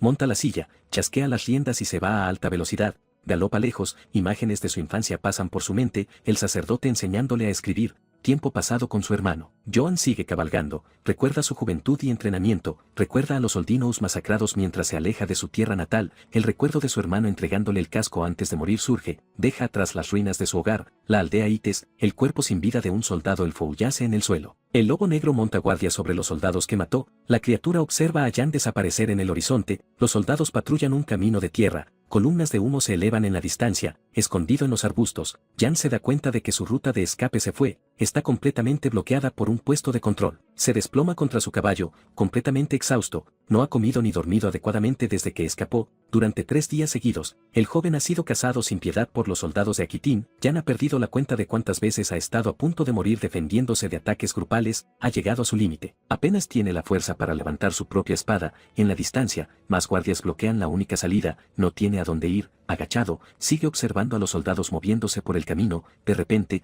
una caravana de comerciantes con una escolta armada aparece en el camino, una idea lo golpea. Joan decide que se disfrazará como un comerciante, usará al grupo para pasar el puesto de control sin levantar sospechas. En la caravana, un hombre se dirige al señor Eldens de la compañía comercial Katana, Eldens pregunta qué es, el mercenario a su lado señala nerviosamente el camino. Un jinete fuertemente armado aparece ante ellos, Han, el líder de los mercenarios, sugiere que se preparen para una pelea. El mercenario Gamson cuestiona por qué están tan preocupados por un solo caballero, Goran le dice que mire de cerca, el hombre viste armadura de placas completa y monta un corcel de guerra. Además, viste un yelmo de placas y un peto de metal. Han agarra la cabeza de Gamson, ordenándole que mire la espada en la cintura del caballero, la empuñadura del arma revela que fue forjada de acero daná, podría cortar su armadura fácilmente, el joven mercenario aún duda que puedan perder ya que son 9. Uno de los hombres lo empuja a un lado, molesto de que no pueda pensar con claridad con el alrededor, otro mercenario le da un golpe en la cabeza, diciéndole que cierre la boca si no sabe nada. Eldens ordena a Goran y Han que preparen a todos para atacar al menor movimiento sospechoso. Anuncia que verificará la situación primero, deben atacar todos a su señal, ambos mercenarios confirman la orden, luego Elden baja del carro y se acerca al caballero, mientras camina, Han instruye a sus hombres que derriben al objetivo de su caballo en el momento en que comience la pelea. El comerciante se presenta como Eldens de la compañía Katana, pregunta el nombre del caballero para evitar malentendidos. Joan, disfrazado bajo su casco, se sorprende al ver que es un gato hombre, el Dens observa a sus mercenarios listos para el combate. Jan siente la desconfianza. Decide que necesita hacer que el gato hombre baje la guardia, así que se presenta como Jan y explica que su apariencia se debe a un ataque de bandidos. Le pide a el Dens que diga a sus hombres que no lo ataquen. El comerciante se disculpa, justifica diciendo que como vendedor, siempre debe estar preparado para lo peor. Joan dice que entiende la situación, luego pregunta si puede viajar con el grupo ya que perdió todo su dinero en el ataque, a cambio de un poco de comida y un lugar para dormir. Ofrece ayudar a proteger la caravana. El Dens evalúa la propuesta y finalmente acepta el trato. Informa que están en camino a Marcel y sugiere que Jan se familiarice con los mercenarios. El joven le agradece, aunque no sabe dónde se encuentra el destino. Al alejarse, el Dens explica a sus hombres que Joan es solo un vagabundo, pero que deben vigilarlo y si algo sucede, les ordena no dudar en matarlo. Los mercenarios confirman la orden. Ahora, Jan solo necesita preocuparse por pasar el puesto de control. La caravana luego reanuda su viaje por el camino. Uno de los soldados en el puesto de control alerta a los demás de que se acerca gente. Los lobos de Aquitín ordenan entonces que la caravana se detenga para una breve inspección. Jan finalmente alcanza su obstáculo, esperando pasar desapercibido. El Den da un paso adelante y se presenta, pidiendo hablar directamente con la persona a cargo. El guardia reconoce a la compañía comercial Ketana, que tiene su sede principal en Marcel, saluda al comerciante y explica que solo están siguiendo órdenes para buscar a un comerciante fugitivo. Jan entiende que el puesto de control fue establecido específicamente para capturarlo. Uno de los soldados se le acerca y exige que se quite el casco para mostrar su rostro. Inventa una excusa, diciendo que tiene una condición en la piel. Los guardias se burlan de él e insisten en que muestre su rostro de todos modos. El líder del grupo cuestiona si el caballero está ocultando algo. Los dos se miran fijamente en un momento de tensión. Jan se prepara para lo peor y coloca su mano en la empuñadura de su espada. Sin embargo, la discusión es interrumpida por una voz. El Dens grita a los soldados preguntando si se atreven a sospechar de su compañía y exigiendo ver al comandante. Luego amenaza al guardia diciendo que si hay más interferencia, hará una queja directa al capitán. Especifica que la queja será presentada personalmente en la sucursal de Marcel. El guardia entonces cede y ordena a sus hombres despejar el camino para ellos. Los otros soldados muestran frustración con la decisión de su superior. El líder del grupo se acerca a Joan y dice que tuvo suerte. La caravana finalmente pasa el puesto de control y continúa su camino. El joven caballero mira hacia atrás una última vez. Los soldados solo observan al grupo alejarse por el camino. Al atardecer, los mercenarios están reunidos alrededor de la fogata para organizar turnos de vigilancia. En su tienda, el Dens revisa un pergamino, luego se acerca a Joan y lo despide para que vaya a dormir ya que no tiene tareas. El joven agradece a uno de los mercenarios. Un saco de dormir es arrojado al suelo para él. Joan se sienta, finalmente listo para descansar. Luego cae en un sueño profundo junto a la fogata. Un hombre observa la luna llena a través de los árboles, otro emerge de la oscuridad de la vegetación, luego ordena a todos que se preparen. El plan es rodearlos por la colina y atacar a todos a la vez. En un sueño, el sargento Kim Joan recuerda sus días en el ejército. Durante un ejercicio táctico de entrenamiento, ejecutó con éxito una estrategia de defensa en profundidad contra una fuerza enemiga superior. Su notable destreza táctica se convirtió en un brillante ejemplo para sus compañeros soldados. El comandante de batallón, teniente coronel Kim Ibach, le otorgó una medalla y 5 días de permiso. El joven sargento saluda a su superior, celebra internamente, pensando que la vida militar realmente le sienta bien. Pero la cultura anticuada y los turnos agotadores pronto cambiaron su opinión. Lo peor de todo fue el pago abismal. Eso fue lo que lo hizo decidir huir. En su pesadilla, está siendo arrastrado de vuelta a la base. Joan se despierta sobresaltado, se sienta, dándose cuenta de que fue solo un sueño. Respira profundamente, todavía sacudiéndose el susto. El sueño del ejército arruinó su sueño y ahora todo su cuerpo le duele. Mira hacia un lado, la luna todavía ilumina el campamento. De repente, comienza a caer una lluvia de flechas. Jan se prepara para el impacto. Con un movimiento rápido como un rayo, atrapa una flecha a solo centímetros de su rostro. Se da cuenta de que los soldados lo han encontrado de nuevo. Molesto por ser descubierto, se pone de pie, decidiendo que necesita advertir primero a los mercenarios. Grita, alertando a todos sobre la emboscada enemiga. El Dens y los demás son despertados bruscamente por la advertencia repentina. La escena retrocede a 5 minutos antes del ataque. Cass se quejaba con Gamson, preguntando por qué eran los únicos rompiendo sus espaldas mientras el nuevo caballero no hacía nada. Le dice al joven mercenario que cierre la boca. El líder explica que no pueden confiar el deber de guardia a un extraño que podría matarlos mientras duermen y robar sus suministros. Le advierte que si sigue siendo tan imprudente, no durará mucho en esta línea de trabajo. Cass se da la vuelta para continuar su patrulla. Gamson revela que se convirtió en mercenario para vivir como un hombre de verdad, pero se queja de que si hubiera sabido que los mercenarios de Goran eran un montón de cobardes, nunca se habría unido. Cass se vuelve hacia Gamson y pregunta qué acaba de decir. Los dos mercenarios se miran fijamente en el bosque oscuro. De repente, el grito de emboscada los interrumpe. Las flechas comienzan a llover rápidamente. Han empuja a Gamson al suelo, protegiéndolo con su propio cuerpo. Cuando la lluvia de flechas finalmente se detiene, levanta su cabeza, ordena a Gamson que vaya a buscar a los demás inmediatamente, pero el joven mercenario huye en la dirección opuesta. Cal lo observa huir hasta que alguien llama su nombre. Goran corre, aliviado de encontrarlo vivo y le advierte sobre el ataque. El mercenario pregunta por Gamson, pero rápidamente cambia el enfoque a la seguridad de Elden, informa que el comerciante se está escondiendo bajo el carro y que necesitan prepararse para una pelea. Joan se acerca y les ordena formar un perímetro defensivo alrededor del carro, explica que necesitan luchar juntos ya que no saben de dónde vendrá el ataque. Goran lo cuestiona, preguntando si cree que es su empleador. Han le dice a Jan que se cuidarán a sí mismos, el joven debería preocuparse por su propia supervivencia. El caballero está sorprendido por la respuesta. Goran entonces reúne a los mercenarios, ordenando a todos que tomen sus escudos y se preparen para la batalla. Joan se acerca a Han, afirmando que ha estado en peleas similares antes y pidiendo un escudo para ayudar. De repente, Eldens niega la solicitud, diciendo que no hay suficientes escudos y que tendrá que defenderse por sí mismo. Se da la vuelta, dándose cuenta de que los mercenarios no confían en él. Sus ojos se abren cuando el enemigo se acerca. Una banda masiva de bandidos emerge de la oscuridad del bosque. Ya nota que estos no son los lobos de Aquitaine, solo ladrones comunes. Han grita para que todas las unidades avancen. Los mercenarios cargan hacia el bosque para enfrentar al enemigo, dejado atrás. Jan se pregunta quién va a proteger el carro. Los mercenarios y bandidos chocan intensamente. El líder ladrón insta a sus hombres a usar su ventaja numérica. Goran se defiende, gritando a sus camaradas que mantengan su posición. Retroceder significa muerte. Un bandido lanza un puñetazo sólido en la cara de Goran. Han grita el nombre de su capitán. El bandido levanta su daga sobre Goran, listo para rematarlo. Joan aprieta su puño, decidiendo intervenir. Con un movimiento rápido, desenvaina su espada. Un ladrón se da la vuelta, sorprendido por la acción repentina. Otro bandido cercano también está confundido por lo que está pasando. Desde el suelo, Goran observa cómo se desarrolla la escena. En un instante, Jan corta a uno de los enemigos por la mitad. La sangre del bandido corre por la hoja de su espada. Jan nota que las runas en el arma están absorbiendo la sangre. Uno de los bandidos grita que el enemigo tiene una espada demoníaca y no puede ser derrotado. Jan se presenta como Joan de la casa Yites y exige saber quiénes son para atacarlo. Kai y Goran están atónitos al descubrir que es un noble. Solo alteró ligeramente su nombre real de Ites a Yites. Los bandidos susurran entre ellos, dándose cuenta de que están en problemas serios por atacar a un noble de una casa prominente. Joan exige que respondan su pregunta. Apunta su espada al líder, preguntando si se rendirán ahora o si preferirían encontrar su fin por su espada. El noble les advierte que consideren su decisión cuidadosamente. El líder de los bandidos solo respira pesadamente, sin ofrecer respuesta. Luego, uno de los ladrones arroja su espada al suelo. Pronto,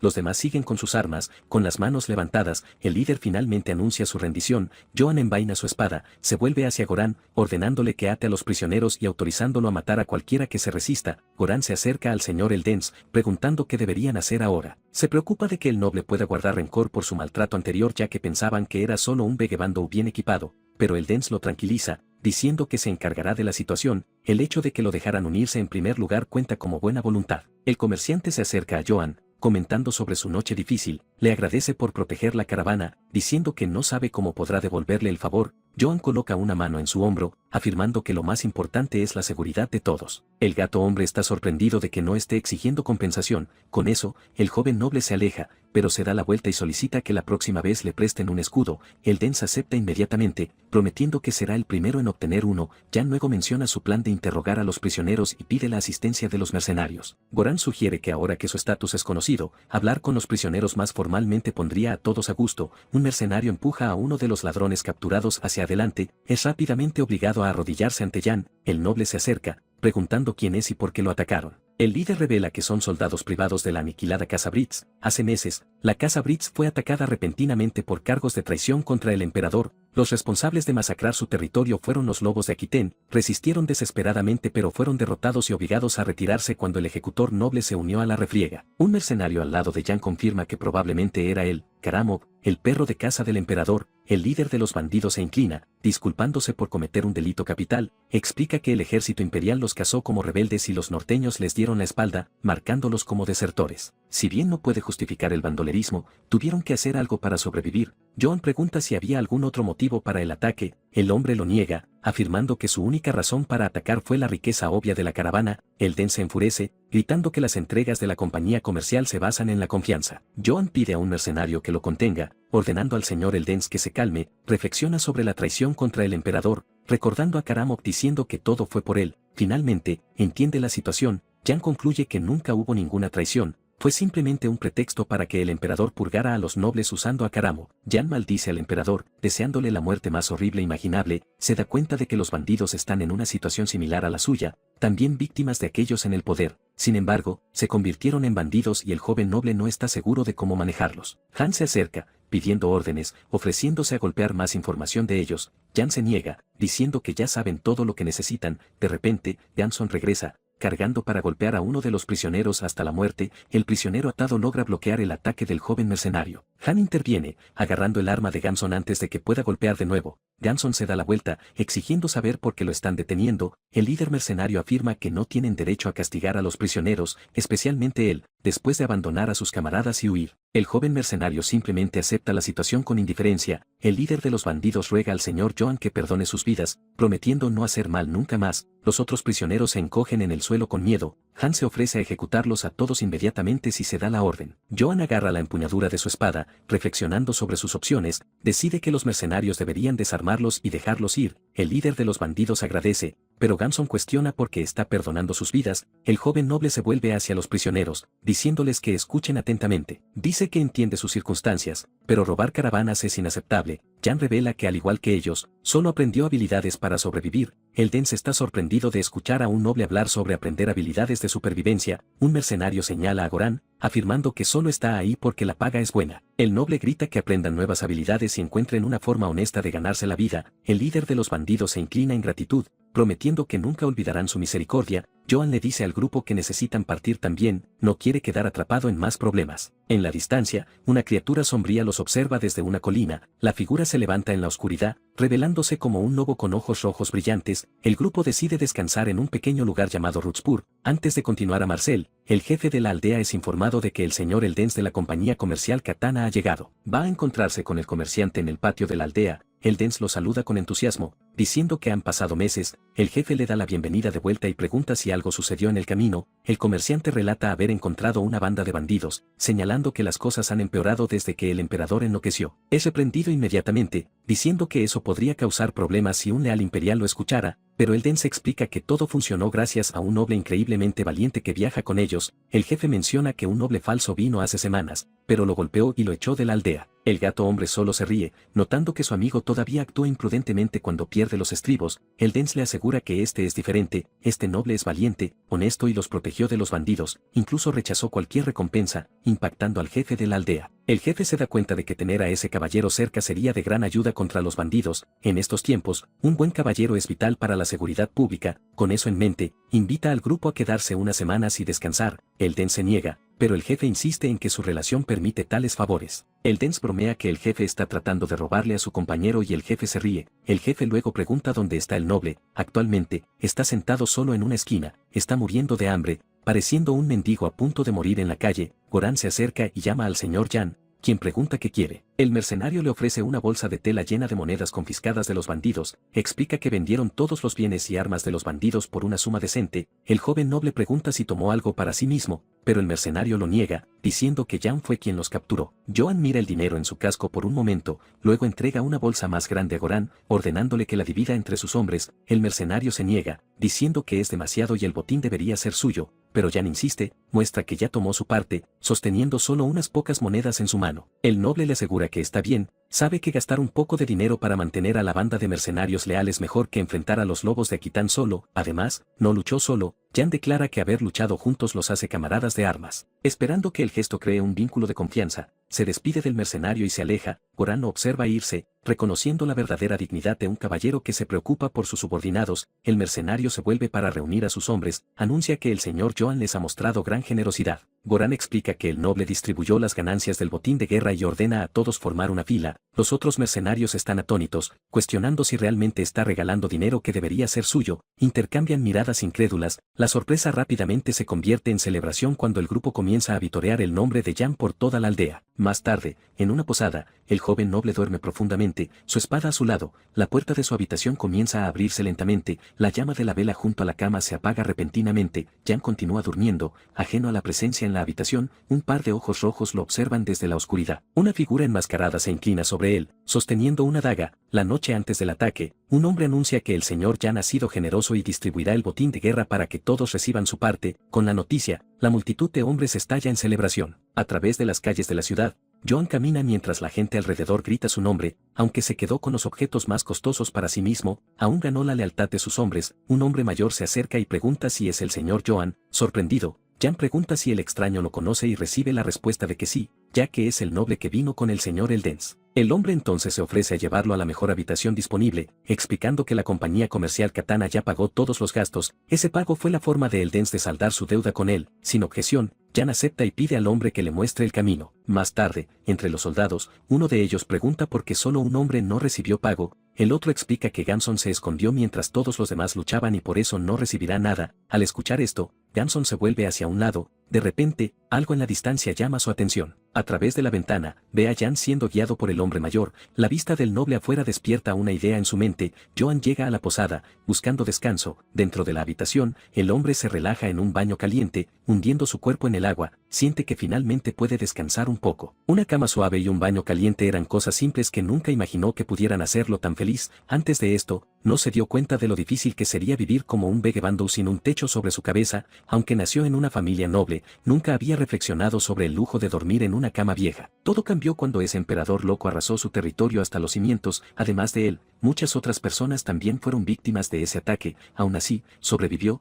lo que quizás lo pone en una mejor situación que la mayoría. En medio de sus pensamientos, se pregunta si debería haber aceptado la oferta de Karamo. A este ritmo, el ejército imperial seguramente lo encontrará y ejecutará. Debido a esto, necesita pensar en otra salida hasta que de repente una idea lo golpea. Esos mercenarios no podían hacer nada contra Eldens. Una banda de mercenarios no tendría miedo de un simple comerciante, sino de la compañía a la que pertenece. El recuerdo lo lleva de vuelta a lo que aprendió sobre las compañías comerciales en el mercado de la aldea cuando era joven. Las compañías conectadas a la misma red comparten información y fondos a través de las fronteras. Cuando son poderosas, pueden influir en políticos, nobles o incluso en el ejército de un país. Para sobrevivir a la persecución del imperio, necesita acercarse a una compañía comercial a toda costa. Aún así, decide dejar los pensamientos más complejos para después, prefiriendo llenar su estómago e ir a dormir. Afuera, la noche avanza lentamente. Joan se queda dormido en su cama, agarrando su propia espada. Sin un sonido, la puerta del dormitorio se abre lentamente. Un asesino se acerca a él, sosteniendo una daga en sus manos, extiende la mano para agarrar la espada de Jan. Antes de que pueda tocarla, el noble lo detiene, agarrando su muñeca y preguntando si alguna vez se cansan de esto. La reacción inesperada sobresalta al hombre enmascarado. Sentándose en la cama, Jan exige una respuesta,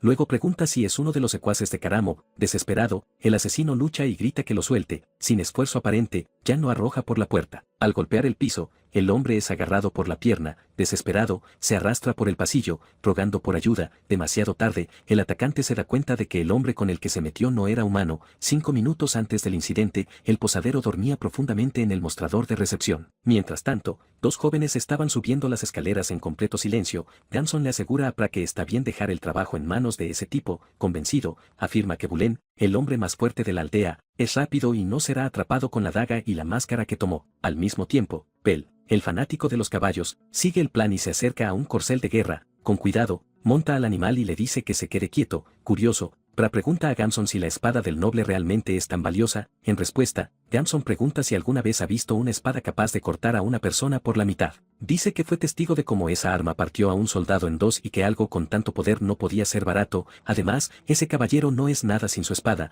De repente, los 2 se asoman por el pasillo. Ante ellos, ven al atacante en el piso y la silueta de Jan de pie en la puerta del dormitorio. El hombre herido continúa gritando pidiendo ayuda. En silencio, Gamson observa la escena, asustado. Pra lo agarra y pregunta qué diablos está pasando. Sin dudarlo, Gamson le dice que corra si quiere vivir. La sensación de que algo está muy mal se apodera y la certeza de que están condenados se instala. En ese momento, el posadero aparece y pregunta quiénes son y qué están haciendo. Afuera, Pel espera con los caballos. Al ver a los otros acercarse, comenta que finalmente llegaron. Molesto, Gamson le grita que se calle y se prepare para huir. Luego se vuelve hacia Pra y pregunta dónde está Bulen. Con voz temblorosa, Pra responde que está muerto o a punto de morir. Gamson ordena a todos que monten sus caballos y escapen, pero Pra todavía está preocupado por Bulan. Mientras Pel se niega a abandonarlo, Gamson advierte que el noble podría perseguirlos. De repente, el techo de la posada explota. En medio de los escombros, Joan salta hacia ellos. En las afueras del Sacro Imperio del Sur, cuerpos colgantes se balancean de un árbol solitario. Cerca, un soldado martilla una estaca de madera en el suelo. Después de terminar, se vuelve hacia su compañero y confirma que el trabajo está hecho y la estaca está firme. Luego los dos clavan un aviso de advertencia que indica que estas personas junto con sus familias fueron colgadas por robar la propiedad de un noble. El decreto lleva la firma del emperador del Sacro Imperio, Cardián Visalurg. Uno de los soldados pregunta qué pudieron haber robado para encontrar un final tan cruel. En respuesta, el otro menciona escuchar que habían robado un pollo y 3 huevos del territorio del barón Gaborora.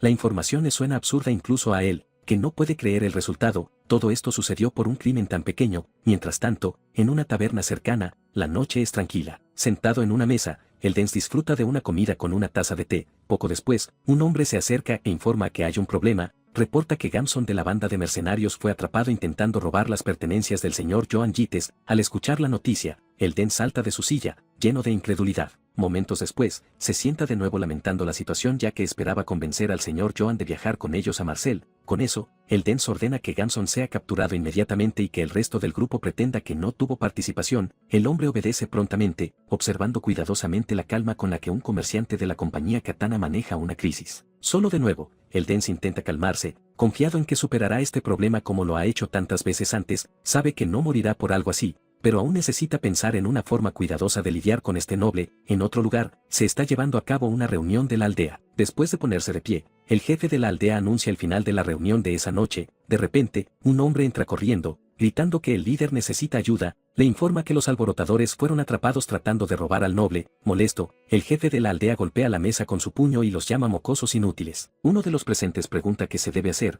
lo que solo aumenta la irritación del líder. En respuesta, ordena reunir tributos para ofrecer al noble y que incluyan a uno de los esclavos mantenidos en la aldea. También exige que se preparen para ejecutar a los alborotadores frente al noble mismo.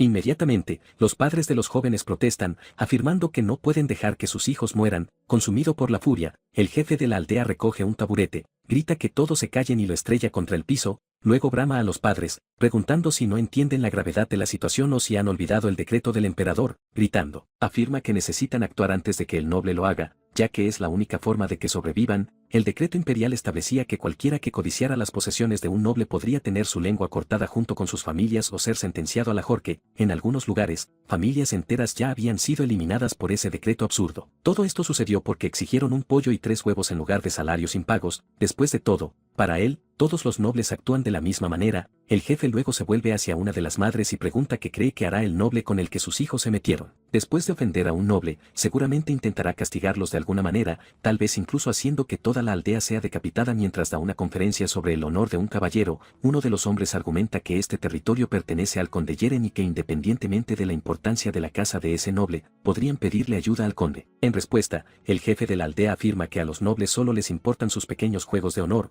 nunca sobre quién vive o muere. Golpeando la mesa, grita que todos despierten. Mientras los padres de los jóvenes lloran, los demás permanecen en silencio. El jefe entonces pregunta si realmente creen que se siente bien con esto. Con pesar, lamenta tener que sacrificar a sus hijos, pero afirma que la aldea sobrevivirá si los jóvenes mueren y esta decisión es por el bien de todos. Más tarde, una multitud se reúne bajo un gran árbol mientras los Oldinows se acercan. Los 3 jóvenes permanecen arrodillados y atados en el suelo mientras un cuarto hombre yace caído a su lado. Observando la escena, Jan se da cuenta de que la situación se salió de control ya que solo eran chicos de la aldea que intentaron robar su espada. Parece que lo hicieron al notar el arma, llevándolo a decidir que debe mantenerla oculta de ahora en adelante. Parte de la culpa, admite, es suya por llevar tal espada a la vista, decidiendo solo asustarlos un poco antes de dejarlos ir. Sentado en una silla, Joan espera en medio de la multitud.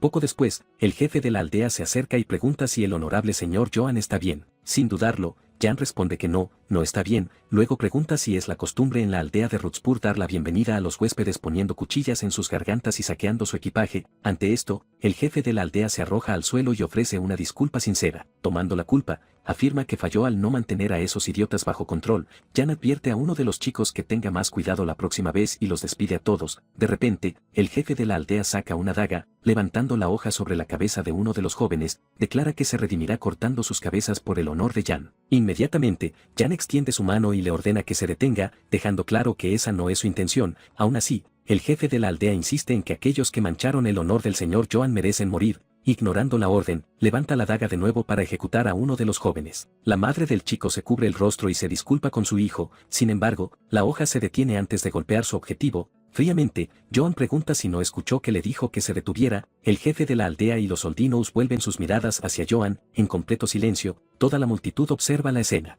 Joan se pone de pie y pregunta si todos se han vuelto lo suficientemente locos como para matar gente por una razón tan trivial. Firmemente, afirma que si quieren que paguen por sus crímenes, deberían hacerlos pagar con dinero. Ante esto, la multitud mira a Jan en silencio. Dándose cuenta de que su sugerencia podría haber sonado demasiado obvia, se aclara la garganta y dice que se repetirá. Luego cuestiona cómo el honor puede ser más precioso que la vida humana y ordena que desaten a los jóvenes y se larguen. La daga se desliza de la mano del jefe de la aldea y se clava en el suelo. Superado por la admiración, el líder de la aldea se arrodilla, impresionado por la decisión honorable del señor Joan. Aliviados, los padres de Pro corren a abrazarlo, felices de verlo sano y salvo. El jefe de la aldea todavía no puede creer que un noble así realmente exista, confirmando que el Dens estaba diciendo la verdad. Como señal de gratitud, los mercenarios se inclinan, agradeciendo al señor Jan y prometiendo no olvidar nunca su banda. Gamson también se disculpa, admitiendo que no se dio cuenta de lo honorable que era el noble y que terminó siendo engañado por un idiota. Mientras los otros jóvenes son desatados, un hombre comenta que tuvieron suerte ya que cualquier otro caballero los habría matado. En ese momento, el líder de los mercenarios se acerca a Gamson,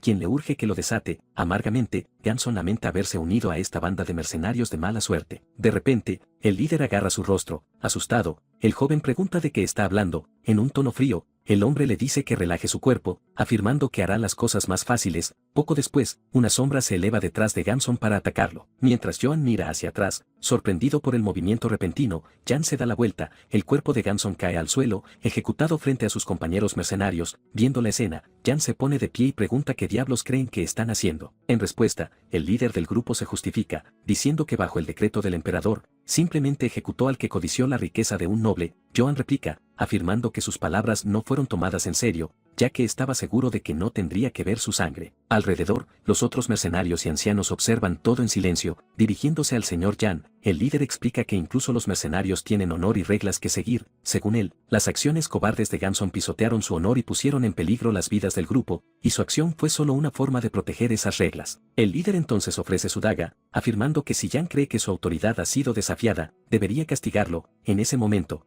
Jan se da cuenta de que el hombre tiene razón y que los mercenarios tienen su propio honor, algo que intenta proteger con su propia vida. Con eso, Jan envaina su espada. La multitud alrededor continúa observando la escena en absoluto silencio, luego aparta la hoja del líder con su mano. Francamente, Joan admite que no consideró la posición de los mercenarios y se disculpa. El gesto sorprende tanto a los mercenarios como a Eldens, que nunca esperaron ver a un noble disculparse. Jan entonces pide a Han que guarde la daga y el mercenario pide perdón. Poco después, le agradece a Han por su comprensión. Uno de los mercenarios regaña a Han por confrontar a un noble, pero se le dice que puede patearlo si lo hace de nuevo. Desde la distancia, Eldens mira a Jan con nuevos ojos. Ese noble era diferente de todos los demás, justo y valiente, pero sin rastro de autoritarismo. Despierta una pregunta en Eldens de cómo alguien así podría existir. Con esto, Eldens decide que hará de Jan su aliado a toda costa, con el objetivo de mejorar su propia reputación dentro de la compañía. Más tarde, el grupo continúa su viaje en un camino iluminado por el atardecer. Durante el viaje, Jan examina un reloj de bolsillo tomado del botín. Montado en su caballo, lamenta haber elegido el artículo que parecía más valioso, solo para descubrir que estaba roto. De repente,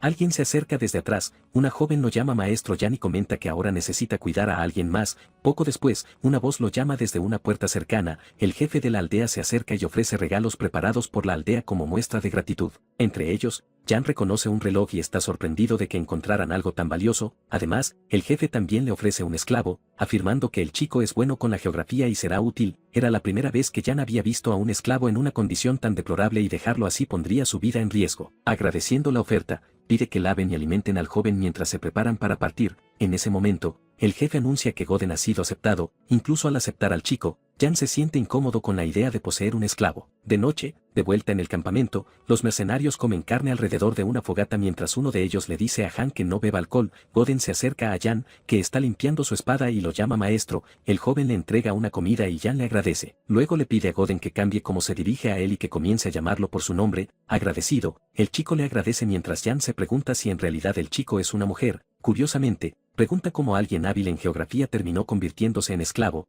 pero Goden responde que no es una historia agradable. El joven entonces pregunta si también les pasaron cosas malas a los nobles. Joan responde que le gustaría escuchar su historia primero y Goden acepta. Comienza diciendo que originalmente era un vendedor ambulante responsable de transportar y revender armas en la región oriental. Con el tiempo, por orden de un noble, terminó involucrado en contrabando de oro. Al escuchar esto, Joan comenta que tal crimen llevaría a la pena de muerte y que tuvo suerte de haber sobrevivido. Goden explica que necesitaba mucho dinero para mantener a su familia ya que sus hermanos menores estaban enfermos y muriendo de hambre. Por esta razón, continuó entregando el oro que el noble le dijo que escondiera hasta que un día fue denunciado por el noble mismo. Joan deduce que después de cumplir su propósito, fue descartado y pregunta si al menos intentó pedir un juicio. Sacudiendo la cabeza, Goden dice que por el decreto del emperador, ni siquiera se le dio el derecho a hablar. Ante esto, Jan pregunta si logró enviar el dinero a sus hermanos. El joven explica que para evitar la ejecución inmediata, todo el dinero se usó para sobornar a los guardias. Goden se disculpa, pero Jan responde que no tiene nada de qué disculparse. Este mundo era lo suficientemente cruel como para hacerlo rechinar los dientes. Sin poder, la gente era tratada como criminales, explotados sin ninguna posibilidad de resistir las atrocidades de los nobles. Ni siquiera los soldados privados de la casa Britz escaparon, sobreviviendo robando a otros. Ni la gente de Ruxpur, que fue llevada a sacrificar a sus propios hijos para sobrevivir, y mucho menos Goden convertido en esclavo después de ser usado y descartado. Jan se pregunta si todo esto es realmente justo. Inmediatamente después, se recuerda a sí mismo que no es el momento de preocuparse por el mundo ya que está siendo cazado por el ejército del emperador y podría morir en cualquier momento. Luego llama a Goden, quien responde prontamente, firmemente. Joan declara que ahora son camaradas y que deben sobrevivir y vivir bien juntos. La joven se sonroja. De repente, un mercenario se acerca y anuncia que un monstruo ha aparecido cerca. Joan se pone de pie, lamentando que ni siquiera tiene tiempo para descansar. Sin demora, pregunta dónde está la criatura y el hombre señala el camino mientras todos corren. Goden se queda atrás, repitiendo en silencio las palabras de Joan. Al alcanzar a los demás, pregunta si el monstruo está cerca. En respuesta, dicen que está demasiado oscuro para ver claramente, pero definitivamente hay algo en la oscuridad. En ese momento,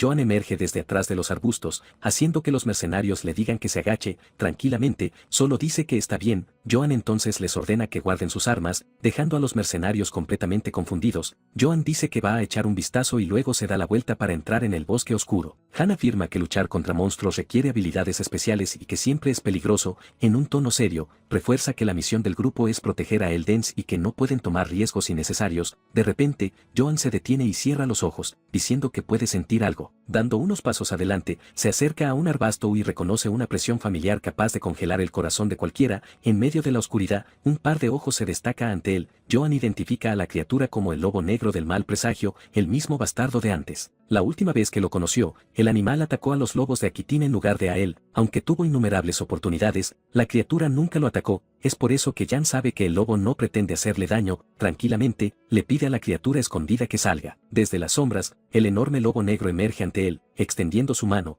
Jan pregunta si el lobo lo siguió y le agradece por salvarlo antes. Han pregunta si Jan realmente sabe cómo manejar monstruos, mientras uno de los mercenarios admite que nunca ha visto algo así. El gran lobo se acerca lentamente y olfatea el rostro de Jan. De repente, el animal muerde su cabeza, provocando que uno de los mercenarios grite su nombre con pánico. En ese momento, Elden da un paso adelante y le dice al pequeño Punk que se quite del camino. Con su cabeza todavía en la boca del lobo, Jan pide a todos que no se asusten del grandote. Sosteniendo al animal firmemente, revela que esta criatura es el guía del amanecer. Emocionado, Elden solo pregunta si es verdad. Confundido, Jan repite el nombre guía del amanecer, sin entender su significado. Luego Eldens comienza a explicar que en el Imperio Oriental, hay una vieja canción sobre esta criatura. Según la leyenda, en una noche de luna llena durante la era de la Gran Guerra, un guerrero le dio al lobo un nombre. Ese nombre fue Guía del Amanecer y el lobo, al recibirlo, inclinó su cabeza ante el guerrero. Sus ojos brillaron intensamente y todos gritaron al verlo correr al frente del campo de batalla. Al final de la guerra que dividió el continente, el guerrero trajo paz y murió como un héroe. El lobo negro lloró durante 3 días y 3 noches, luego se fue en un viaje hacia lugares donde se necesitaban orden y héroes. Esa es la leyenda del Guía del Amanecer.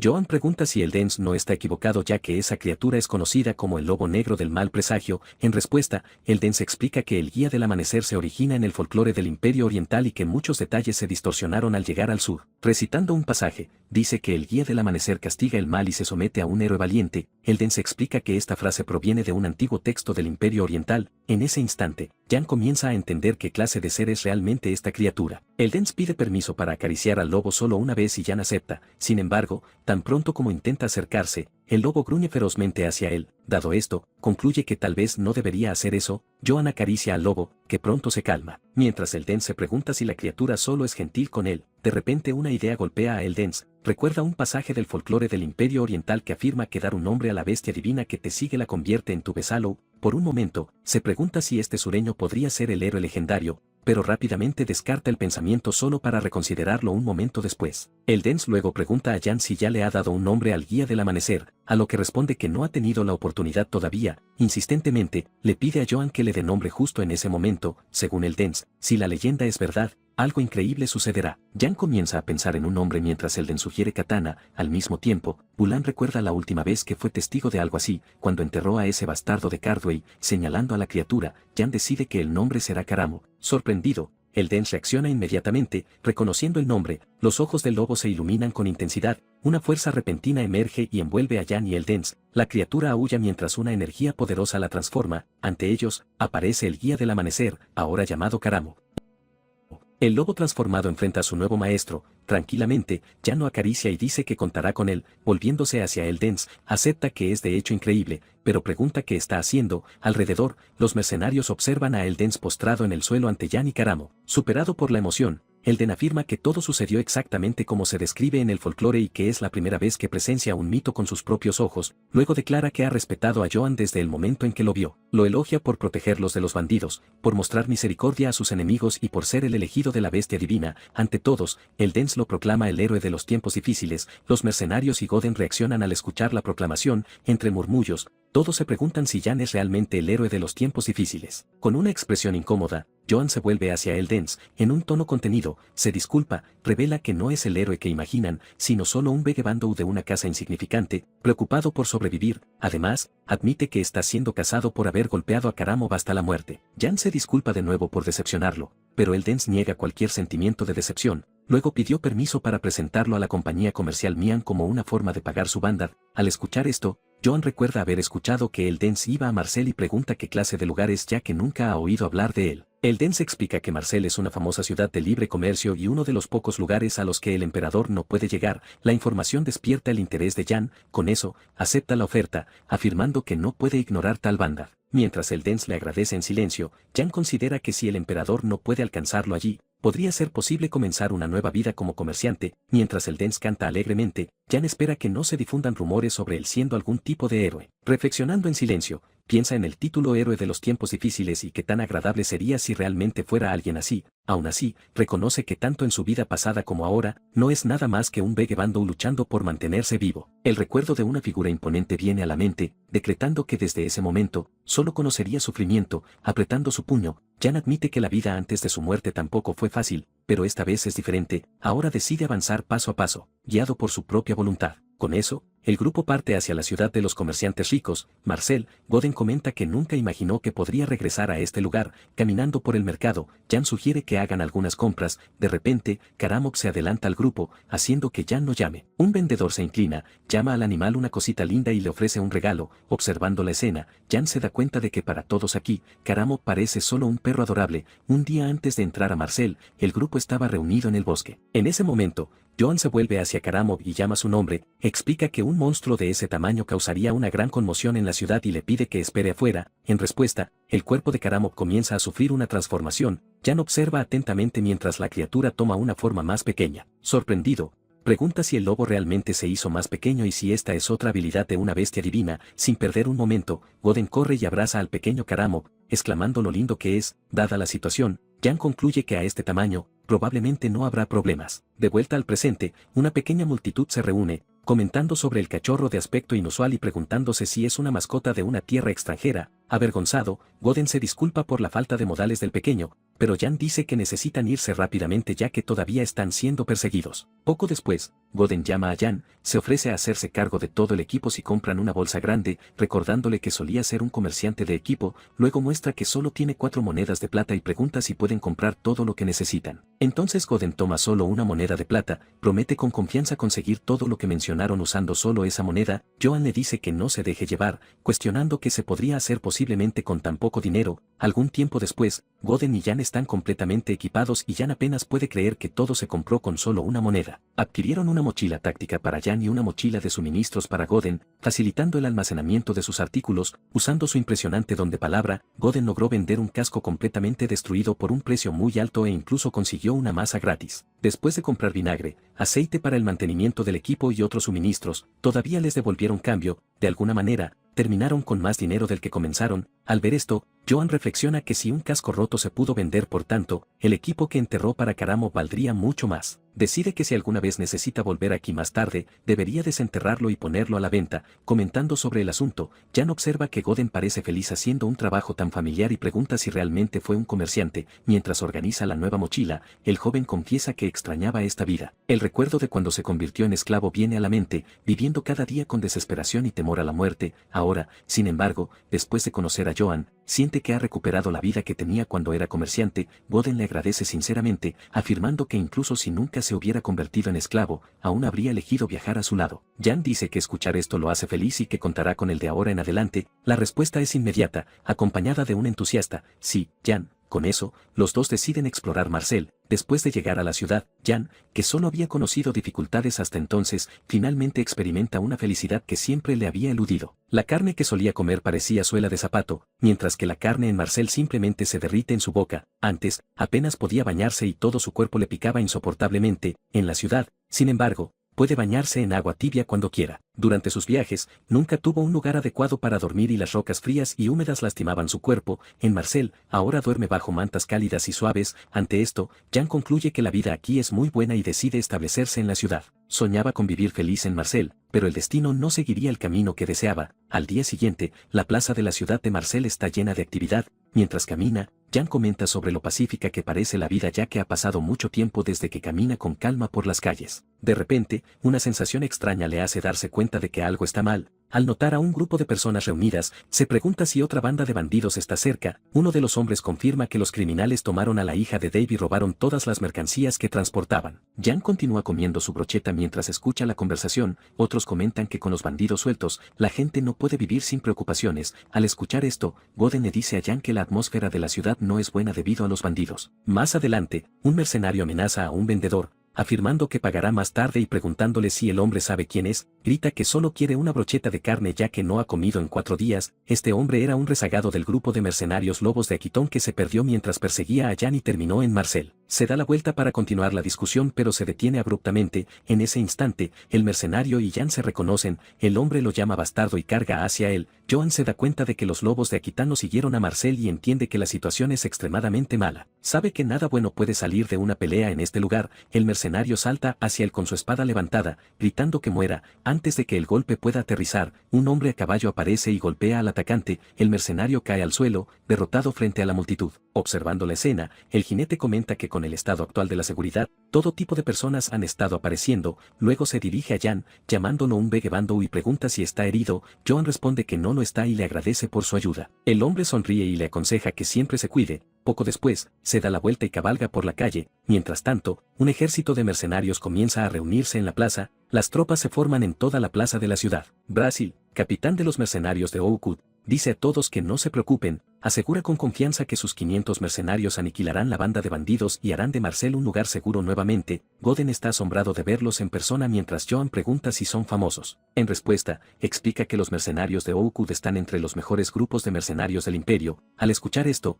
Goden se da cuenta de que con los bandidos merodeando por la región, el grupo seguramente fue contratado para exterminarlos. Jan permanece en silencio, solo observando la actividad a su alrededor. En sus pensamientos, reflexiona que si Brasil no hubiera aparecido para ayudarlo, su identidad podría haber sido expuesta. Si eso hubiera sucedido, ya no podría quedarse en Marseille mientras el imperio lo cazaba. El recuerdo de la promesa de que a partir de ese punto, solo conocería sufrimiento regresa a su mente. Respirando profundamente, se compone, recordándose que todavía es un fugitivo. La única forma de sobrevivir es construir una buena relación con una gran compañía comercial, ya que ni siquiera el emperador puede interferir con ellas. Afortunadamente, el Dens lo tiene en alta estima, lo que le otorgó la oportunidad de interactuar con la compañía comercial Mian. Aún así, se pregunta qué pasaría si su identidad fuera revelada antes. Concluye que si la compañía descubriera que el imperio lo busca, no lo protegerían de ninguna manera. Si es expuesto antes de establecer una buena relación con Katana, su muerte es segura. Con su objetivo claro, Jan aprieta su puño, determinado a ir a la compañía comercial Katana y obtener protección del imperio hasta que gane la confianza de la compañía. Su verdadera identidad no puede ser revelada.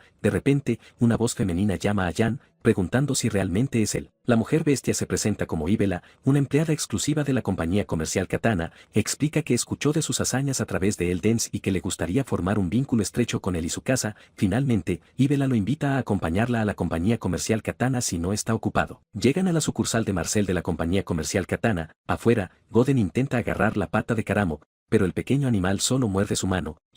Jan espera en una habitación lujosa. Finalmente ha llegado a la compañía, alimentando la esperanza de que este lugar es su oportunidad de cambiar su vida. Justo entonces, una mujer se acerca desde atrás, confirma si es el señor Joan y menciona que escuchó sobre el de Eldens. Mientras se vuelve, Joan la ve ponerse de pie para presentarse formalmente. Se identifica como Jaun, la gerente de la sucursal de Marcel de la compañía comercial Katana. Presentándose a su vez, Joan dice que es de la casa de Yites y ella expresa el mismo placer en conocerlo. Luego, Jan lo invita a hablar tomando una taza de té y acepta, una bebida caliente, un bien comercial de la región del Mediterráneo, se sirve ante él. Comenta que espera que la bebida sea de su agrado. Jan le agradece, aunque se da cuenta de que es café. Curiosamente, pregunta si el té está hecho de semillas de frutas tostadas y es elogiado por Jaun por su percepción. Luego sugiere que vayan al grano. Jaun afirma que ya pueden adivinar la razón de su visita, haciendo que Jan derrame su bebida con sorpresa. Inmediatamente se pregunta si han descubierto que está siendo cazado por el emperador. Al notar su reacción, Jaun comienza a explicar lo que realmente quiso decir. Según ella, la razón es que Joan alberga ambición en su corazón. Confundido, no entiende la afirmación. Jan luego revela que se enteró por Eldens de que protegió a los inocentes y mostró misericordia a sus enemigos. Al verlo llegar a Marcel, una ciudad infestada de bandidos, percibió su ambición de salvarla con sus propias manos. Ante esto, Jan acepta, admitiendo que ella vio sus verdaderas intenciones. Jan afirma que la ambición no es algo malo, sino una virtud de aquellos que son dignos. Además, añade que la compañía disfruta patrocinar las ambiciones de aquellos que considera merecedores. Joan se da cuenta de que esta es una clara oportunidad para un trato. Si lo desea, Jaun se ofrece a presentarlo al gobernador de Marcel. Entiende que el gobernador cumple un papel similar a un alcalde y que con esto podría ganar el apoyo tanto de la compañía como de la ciudad. Dada esta posibilidad, concluye que debe aceptar ya que entonces ni siquiera el emperador podría alcanzarlo. Agradeciéndole la oferta, Jan pregunta qué implica exactamente el patrocinio de la compañía comercial Katana. Jaun explica que el apoyo de la compañía otorga acceso a todos los servicios que ofrece, como restaurantes, posadas y entretenimiento, levantando un dedo. Sin embargo, advierte que hay una condición. Debe prometer luchar bajo la bandera de la compañía. Jaun exige que luche por ello siempre que se necesite su ayuda. Joan pregunta si esto significa lidiar con los bandidos, pero ella lo niega. Aclara que los mercenarios de Oukut ya partieron para esa misión y que para él se reserva otra tarea. Permanece en silencio por un momento antes de preguntar cuál sería esta otra tarea. Jaun explica que el número de distritos comerciantes resentidos con la compañía ha estado creciendo, acusándolos de monopolizar el mercado. Luego propone que elimine a los miembros de estos distritos descontentos y preferiblemente a sus hijos también. Lo mira directamente a los ojos y pregunta qué piensa de esta única condición. Joan permanece en silencio, reflexionando sobre la propuesta. El sol se pone sobre la sucursal de la compañía Katana en Marcel. Algún tiempo después, Joan sale del edificio. Afuera, Goden nos saluda alegremente y pregunta cómo fue la reunión. En respuesta, Joan solo mira el horizonte, haciendo que Goden llame su nombre. De repente, Joan grita emocionado a Goden que van a chupar miel. Confundido, Goden solo lo mira, repitiendo la frase, chupar miel. Una hora antes, Joan y Jaun todavía estaban hablando en la sala de reuniones. En ese momento, Joan rechaza su propuesta, argumenta que en una ciudad grande como Marcel, es natural que surjan quejas cuando alguien domina la distribución. Luego cuestiona si en lugar de resolver el problema mediante el diálogo, ella espera que mate a estas personas, incluidos sus hijos. Afirma firmemente que no puede asesinar a inocentes por tal razón y se niega a hacerlo. Finalmente, sugiere que finjan que este acuerdo nunca existió. Jaun y Jan se miran en silencio durante unos momentos. Luego, su expresión cambia sutilmente. Jan le informa qué pasó, dejando a Jan confundido. Inclinándose ligeramente, explica que todo fue solo una prueba para ver si era adecuado para el patrocinio, lo que lleva a preguntarse si el monopolio era falso. La gerente aclara que la compañía nunca ha monopolizado la distribución y en realidad es bien considerada entre los comerciantes. Añade que desea mantener los términos propuestos, pero eso no significa que necesite ir a un campo de batalla inmediatamente. Jaun explica que los mercenarios de Oukut ya partieron para someter a los bandidos y que mientras tanto, es libre de descansar y disfrutar del patrocinio. Luego extiende su mano y lo invita a unirse a la compañía. Joan acepta entusiasmado la oferta. Los dos se dan la mano, sellando el trato y Jan expresa su deseo de que la asociación sea beneficiosa para ambos. De vuelta afuera, Goden pregunta qué significa la expresión chupar miel. Joan explica que es una forma de decir que van a gastar en grande en algo costoso usando el dinero de la compañía comercial Katana. Poco después, Goden pregunta si las negociaciones fueron bien y confirma que finalmente consiguió el patrocinio. El joven lo felicita y Joan le agradece. En su mente, reflexiona que todo va bien ya que aseguró apoyo tan pronto como llegó a Marcel. Aunque los bandidos todavía están causando problemas, cree que una vez que los mercenarios se ocupen de ellos, la ciudad volverá a ser pacífica. La vida feliz con la que siempre soñó ya no parece distante, así que decide que es hora de relajarse. Mientras caminan por la calle, un grito repentino suena, una multitud se reúne alrededor de varios cuerpos esparcidos en el suelo. Jan se pregunta qué sucedió y por qué hay cuerpos expuestos en público. Mientras Goden lo llama, Goran se acerca y advierte que está aquí, lo que lleva a Jan a preguntar qué está pasando. En respuesta, Goran explica que los bandidos se han vuelto más violentos, ahora asesinando familias de comerciantes para intimidar a la ciudad. Uno de los cuerpos ensangrentados yace en el suelo de piedra de la plaza. Observando la escena, Jan se da cuenta de que la situación está lejos de resolverse. Entre la multitud, un ciudadano grita que no se está haciendo nada y que la ciudad de Marcel debería ser responsable. Otro hombre sugiere que el emperador está detrás de los bandidos, pero la idea es rápidamente descartada como absurda. La multitud comienza a discutir con algunos defendiendo al emperador y otros acusándolo. Las voces se superponen en acusaciones y gritos de todos lados mientras Jan observa cómo se desarrolla el caos. Ante la escena, ve la paz recién encontrada en Marcel siendo destruida por los bandidos. Luego comienza a preguntarse qué están haciendo los mercenarios. En su oficina, Ibela entra corriendo y anuncia que tiene noticias terribles para la gerente Jaun. Ya consciente de los cuerpos que fueron encontrados, Jaun pregunta qué están haciendo los mercenarios de Oakwood. Ibela duda por un momento antes de responder. Informa que no han podido contactar a los mercenarios de Oakwood, lo que lleva a Jaun a cuestionar qué significa exactamente eso. Ibela entonces revela que el cuerpo del oficial de enlace fue encontrado cerca del bosque el día anterior en un estado verdaderamente horrible. Jaun reflexiona que los mercenarios de Oakwood tienen una fuerza militar comparable a la de una ciudad entera y no puede imaginarlos siendo derrotados por una mera banda de bandidos. Llena de tensión, golpea la mesa y llama a Ibela, quien responde prontamente. La gerente le ordena traer a Sueda, el mago del río Eiffel, para averiguar a través de sus profecías si realmente fueron derrotados. El río Eiffel fluye bajo la luz de la luna. Sueda sumerge su mano en el agua y afirma entender la situación. Le dice a Katana que está equivocada y que buscar a los mercenarios no cambiará nada. Según la profecía, Joan, el hombre que mató al sabueso del emperador y huyó, ahora se esconde en el bolsillo de Marcel. Aún así, Sueda afirma que las cosas no saldrán como ese bastardo imaginó.